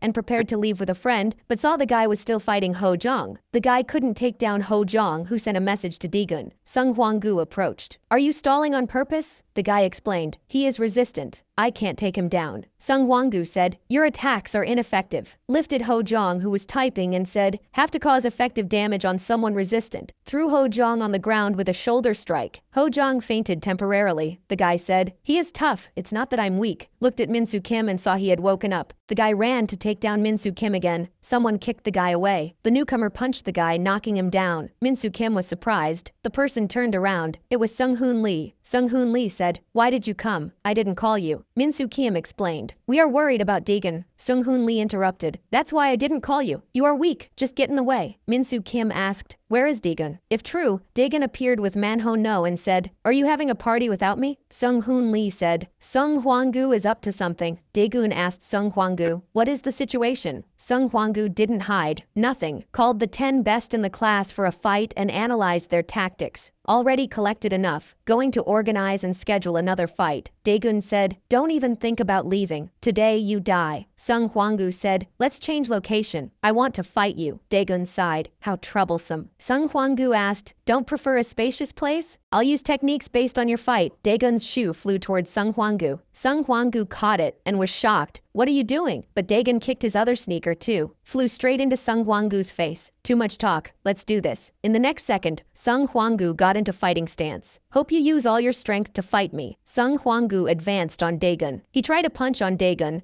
but it was just a feint by Sung Hwang-gu. The goal was to grab Daegun's legs to take down. Daegun was going to dodge when he saw Sung Hwang-gu try another punch, but it was also a feint. Luckily, Daegun reacted fast and dodged. After missing, Sung Hwang-gu didn't give up and attacked Daegun again. Seeing this, Daegun was shocked. Wasn't going to use grappling techniques? Why keep attacking? At this time, Manhwa Name, watching from the side, couldn't take it and sighed. Sung Hwang-gu's destructive power from his abnormal physique, plus those aggressive attacks make him a formidable offensive fighter. At this time, Sung Hwanggu's friend woke up and said he was an MMA fighter who knew all techniques. This means he is complete, good at both striking and grappling, so there is no suspense in this fight, no matter how skilled Dagon is without his striking. He didn't even finish speaking and saw Dagon's fist caressing Sung Hwanggu's face. Then Sung Hwanggu flew happily. The guy was shocked seeing this. But at this time, Sung Hwanggu wasn't even desperate and said, "I know you didn't use all your strength. Likewise, I also didn't use my best style." Seeing this, Dagon got close to Sung Hwanggu, suddenly felt like letting you try. "I'm curious about this technique you mentioned. Heard your close combat is stronger, so I'll get close and try." Hearing this, Sung Hwanggu paused for a moment and spoke, "Appreciate your confidence, so I won't go easy. The technique I mentioned, that takes down the opponent instantly, is the judo throw." After saying this, Sung Hwanggu advanced, but in the next second, took a punch from Dagon. Then Dagon grabbed his arm, then held his head, and threw him on the ground gently. Sung Hwanggu was confused for a moment, but then realized it doesn't matter who gets thrown. Then his legs lifted suddenly, ready to lock Dagon. But Dagon didn't even care, just raised his fist and punched Sung Hwanggu. One punch made Sung Hwanggu stop moving. Then Dagon jumped back and Sung Hwanggu already despaired,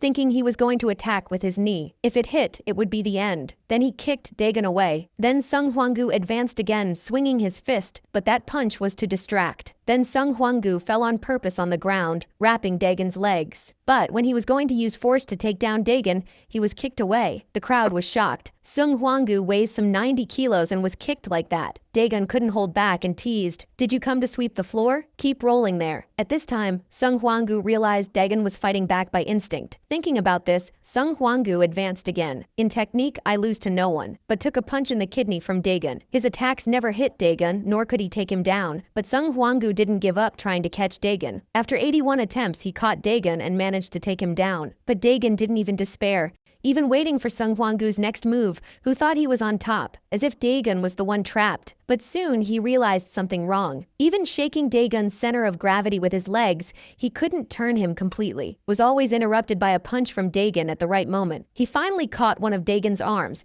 but took a punch from the other arm on his, which made him lose strength. Realizing it was wrong, Sung Hwanggu tried to kick Dagon again, but this time, Dagon dodged. Then Sung Hwanggu only saw fists falling like rain. In the end, after who knows how long, Sung Hwanggu was defeated by Dagon, and he and his gang had already left the construction site. From now on, Dagon was the boss of the first year without discussion. At this time, Sung Hwanggu still reminded, "Dagon, you have to know being just boss of the first year isn't enough. This is just the beginning, so tomorrow let's deal with the second year." Meanwhile, in Susie Beck's room, she received a call from Jiseok. Jiseok called to meet. He had to ask something. At this time, Jiseok remembered a scene from earlier. Sung-hoon Lee had gone to ask about Soo-yuk Baek, asked some questions about what he liked, asking him to ask Susie Baek where her brother, Soo-yuk Baek, had gone. Even without wanting to obey Sung-hoon Lee, Jisuk couldn't beat him, so had to ask Susie Beck. At this time, two girls nearby saw Jisuk. One of them was the girl who always followed Jisuk. The two came to talk to him. Then Susie Beck came out and asked, "Wasn't it going to be alone?" Jisuk replied, "Met them on the way." A girl said, "What is she to him? And she's so unclothed?" In the next second, Susie Beck stared at her and said, "Shut up and take your hand out of your pocket." Seeing this, Jisuk quickly spoke, "Calm down. Didn't call you to be angry." But Susie Beck removed Jisuk's arm, aimed at the girl, and said, "Didn't hear what I said?" Seeing this, the girl got scared and took her hand out of her pocket without thinking. Then Susie Beck pulled Jisuk away. Then Jisuk asked where Soo-yuk Baek was, hadn't seen him for a long time. Susie Beck replied, "Even I don't know. Said he was going to be away for a month this time. Being away so long, if the bulb burns out, I have no one to change it." Jisuk replied, "Since he is tall and can change a bulb." Didn't even finish speaking and was interrupted. Susie Beck warned, "Don't even think about going after Dagon. You're not going to ask my brother to face Dagon, are you?" Jisuk got annoyed instantly. "Don't tell me you're crushing on Dagon. Didn't you always hate him?" Susie Beck got embarrassed and irritated. "What are you talking about?" Then Jisuk said, "Relax. The guy is now the boss of the newbies." Susie Bayek was shocked instantly. Meanwhile, in the principal's office, the security guard found a suspicious guy, and it was Min-soo Kim. Seeing it was a student, the security guard kicked Min-soo Kim out. After leaving, Min-soo Kim took out his phone and called, and who answered was Sammy Lee. After hearing Min-soo Kim's report,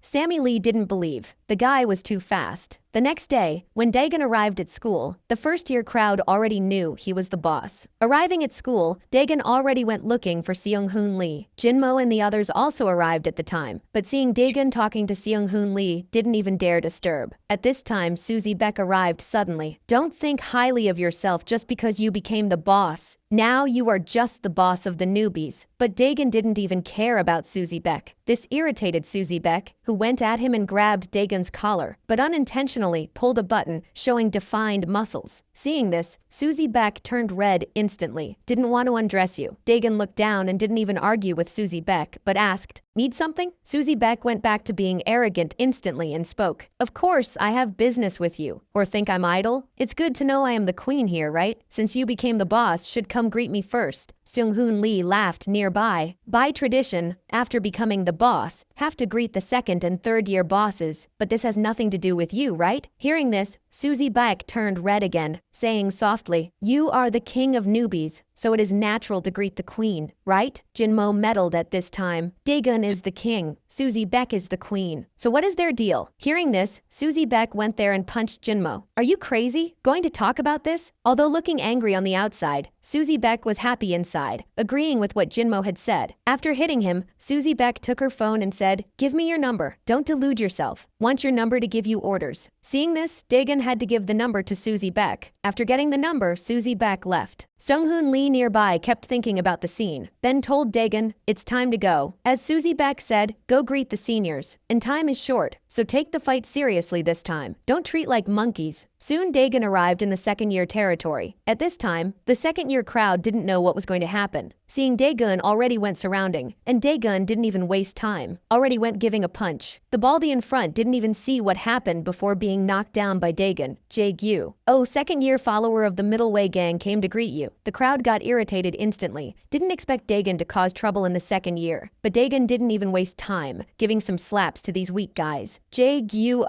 of the middle way followers spoke, "Know who I am? How dare you hit me?" Then Daegun took the phone and looked, Jae-gyu, third in command of the middle way followers, collects protection from students, lives extorting and hitting others, committed several infractions. Didn't I say to stop collecting protection? Hearing this, Jae-gyu advanced. "Don't think highly of yourself, you newbie, daring to give orders to us second years." But in the next second, took a kick to the knee, then grabbed his bald head and punched the wall. "You really don't listen." The student who was getting beaten by Jae-gyu and the others was shocked. The guy knocked down Jae-gyu with one blow. Then Daegun turned and asked, "Is everything okay?" The guy stood still for a while. "Why are you asking me? Are you worried about me?" At this time, another member of the middle way followers entered. As soon as he entered, saw Jae-gyu being defeated by Daegun. The guy with ugly SNK Titan face got irritated instantly and took out a box cutter. In the next second, already went at Daegun. "Should have warned you were coming. At least let me sharpen the knife." Seeing this, Daegun grabbed a chair nearby and threw it at the guy. "Sharp or not, so what? Keep it to cut paper." Before the guy reacted, Daegun kicked his belly, throwing him out of the room. Daegun walked up to the guy and, in front of everyone, gave him another kick. The confusion caught the attention of the crowd in the hallway. Seeing this, Daegun spoke. "All second-year members followers of the middle way, get out." The crowd got irritated instantly. "Haven't even grown and already playing crazy? This is second-year territory." With this, many advanced on Daegun, but Daegun didn't even care. This crowd was like ants to my eyes. With one punch, knocked down a guy. Then Daegun entered the room again. A bunch of screams echoed from inside. In the next second, someone was thrown out. Soon after, Daegun left room 2-2 unharmed, turned, and went to room 2-3, the cream of the crop. The room 3 crowd also attacked Daegun as soon as they saw him, but unfortunately they were weak and were resolved in less than 3 rounds by Daegun. One of them despaired, taking the phone to send a message to Ju Gongmyung and to Jok Won. In the next second, Daegun appeared in front of the guy. "Baldy, are you also from the middle way followers?" The guy started sweating cold instantly. "Messaging Ju Gongmyung now? That's it. Should have done this before. Call your whole bald gang here." At this moment, on the other side, Min-soo Kim received a call from Sammy Lee, asking about Daegun's progress in the anti-bullying mission. Min-soo Kim said now was the second year's turn, but it would take longer than the first. After all, the second-year hierarchy was already stable, unlike the first, which still hadn't elected a leader. Compared to the first, the second year was more like a gang acting together. And indeed, at this moment in the second-year area,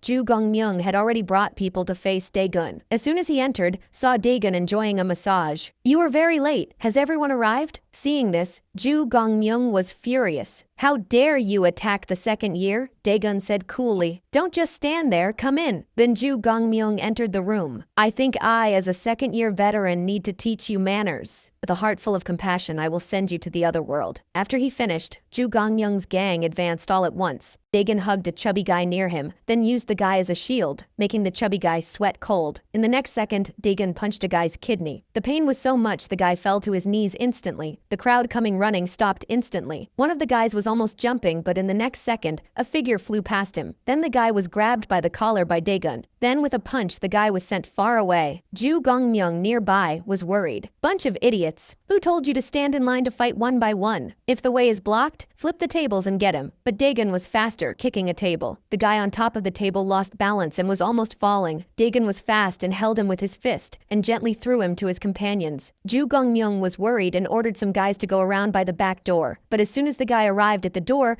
got scared. In the next second, the guy flew and fell on top of his companion. Then Daegun stuck his head out, grabbed the remaining guy and pulled him forward, while the other swung a chair towards Daegun. The two got scared, but the one with the chair couldn't stop. Then the guy brought down the chair, hitting his own companion. Daegun took the opportunity to kick the guy. Finishing dealing with this crowd, he looked up and saw more people coming. Unfortunately, no matter how many there were, no one could hurt Daegun. Ju Gongmyung on the platform was almost shitting himself with fear. The guy was too scary. Formidable wasn't enough to describe him. Facing so many attacks, he not only created fast counterattacks, but also used the terrain and surrounding objects to transform group fights into one-on-one. He handled various situations easily. If he really managed to control everything in battle, no matter how many people came, it would be the same, unless they had enough people to exhaust his energy. But a first-year guy causing the total defeat of the second was already unbelievable. So now they had to win this battle no matter what, or the middle way followers would lose morale, even if these methods deviated from the middle way. In the next second, Ju Gongmyung took a box cutter from his pocket and advanced. But in the next second, Ju Gongmyung froze in place. At that moment, he seemed to be having a hallucination. An entity like a soul appeared in front of him. Seeing this, Ju Gongmyung instinctively rubbed his eyes, but in the next second, saw Daegun already in front of him. Ju Gongmyung got scared and his speech got slurred. "Who are you exactly? What was that thing on top of you just now?" Daegun raised his fist. "Don't know what you were talking about, but you took off your glasses, which means you want to taste my fist?" Before Ju Gongmyung could react,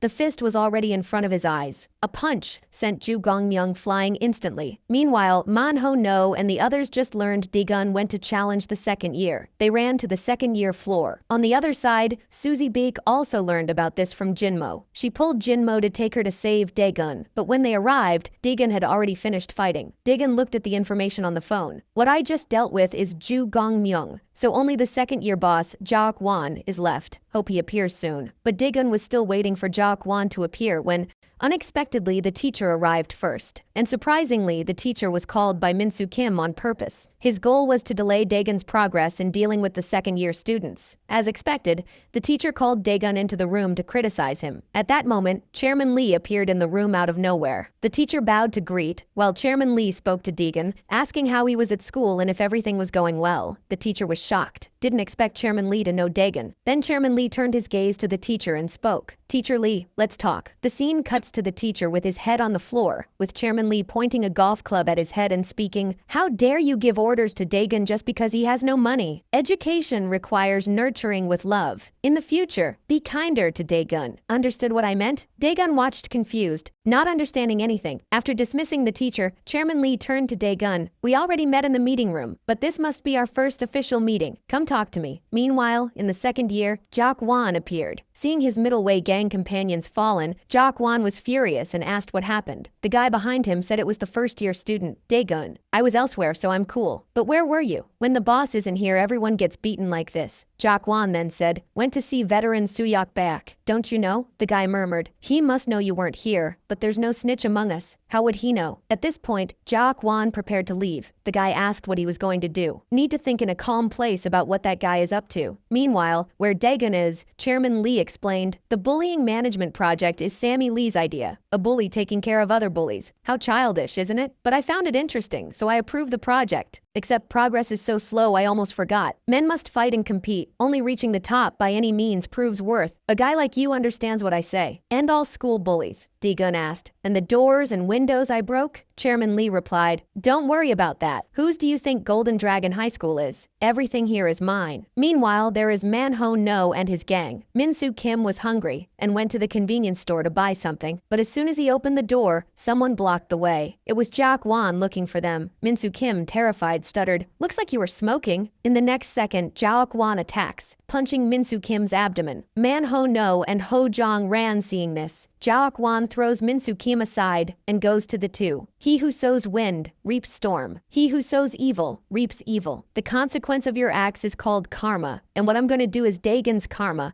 Manhwa Name and Ho Jong took their weapons. Facing the second-year boss, they had no confidence. Manhwa Name said, can't run, let's attack with the 2 against 1 formation. Said that, the 2 advanced. But suddenly, Jak Won accelerated and dodged Manhwa Name. Using the charge momentum, grabbed Ho Jong from behind and violently threw him on the ground. Seeing this, Manhwa Name quickly raised the crowbar and attacked. The crowbar hit Jak Won squarely, but Manhwa Name panicked. The blow caused no damage to Jak Won. Jak Won stood up and turned to look at Manhwa Name. Ever heard of adamant body? Manhwa Name replied, let me think what that is, but whispered, now! Hearing this, Jak Won quickly turned to look at Ho Jong, only to find him still motionless on the ground. Then Manhwa Name swung his crowbar at Jak Won's groin. Does your adamant body extend to this area? But before it hit, Jak Won caught it between his legs. Your observation skills are strong, but unfortunately, I have no intention of becoming a nun. In the next second, there was a loud noise and Manhwa Name was launched several meters back. Ho Jong behind him had also regained consciousness. He raised his fist with brass knuckles and attacked. Jak Won grabbed his rosary and turned to face Ho Jong with a counterattack. A punch knocked the brass knuckles from Ho Jong's hand. Then he gave an uppercut to Ho Jong's abdomen,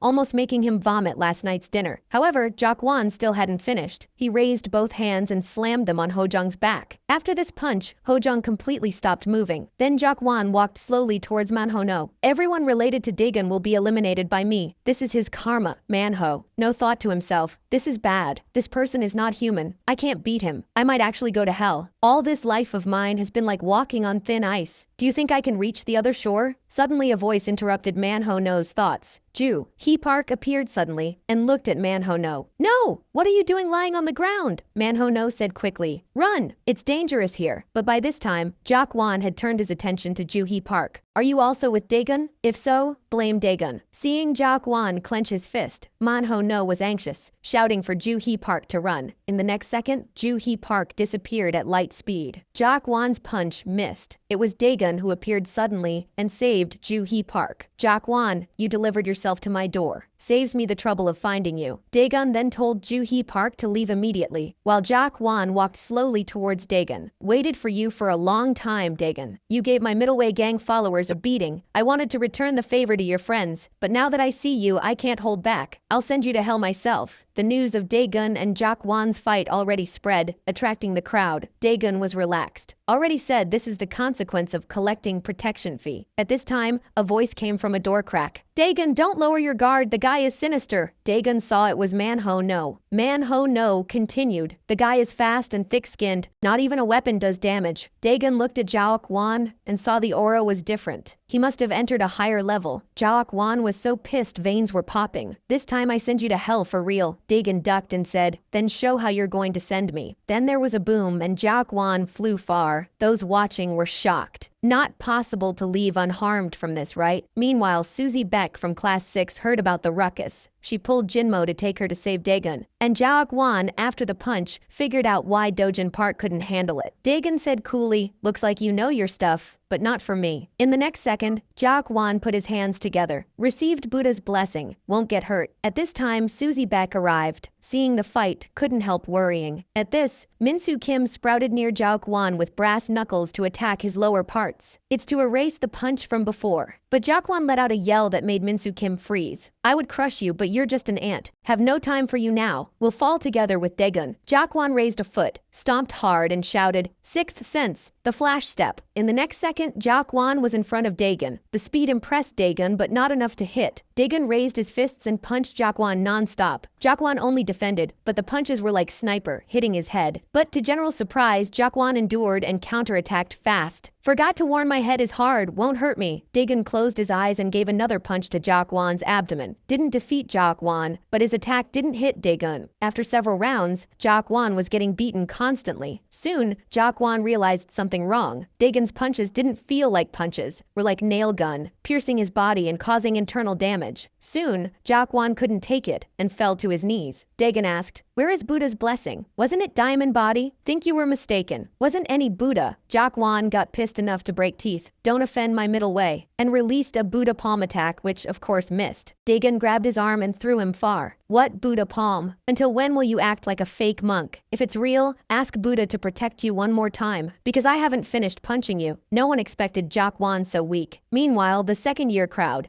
the Sacred Ties, also watched. They had connection with Samuel Kim, the fifth member of the Middle Way followers, and Sung-hoon Lee was also from the Sacred Ties. That's why Samuel Kim wasn't there when Dagon went looking for the Middle Way followers. On the other side, Dagon punched so much Jakwon had a flashback. Jakwon was once a rich guy who had everything in hand. Everything he wanted, he had. But one day, Jakwon saw he was going bald, like his father. Jakwon saw he could have everything, except hair. One day, Jakwon saw a hair transplant ad. Instantly asked his father to do it. Except his father had financial problems, the company had gone bankrupt, and Jakwon lost everything. Then shaved his head and entered Golden Dragon to make money and have hair again. But Dagon disrupted the plans. Thinking about this, Jakwon grabbed Dagon's legs. Was almost getting it, said, trying to take down Dagon, but he threw the guy on the wall. Dagon commented, "Didn't expect you still had strength." Jakwon said, "Now I'm stronger than ever." Dagon didn't want to fight anymore. "Return the protection money and promise not to mess up anymore, and I leave you alone. Protection fee is rule, and I'll tell you why." And attacked again. Jakwon seemed in another world. Ju Gungmyung arrived and was shocked. Jakwon reached Nirvana. Jakwon whispered low, "1,000 hands Nirvana complete." Dagon saw several hands coming at him. Dagon saw Jakwon was strange. The guy doesn't even know he's giving his all. Ju Gungmyung couldn't contain his joy. Started laughing. Dagon can't handle the 1,000 hands. Susie Beck commented, "He is very childish. He is just punching faster. That's all." At this point, Dagon didn't rush to counterattack, just dodged Jakwon's blows. While Jakwon reached a state of altruism, shouting involuntarily, "You fool! Why haven't you awakened yet? Before everything here was peaceful. You ruined everyone's peaceful life here. Know that? Without you, I could collect protection fees. Understood the principle of having nothing? Not only get closer to advanced nirvana,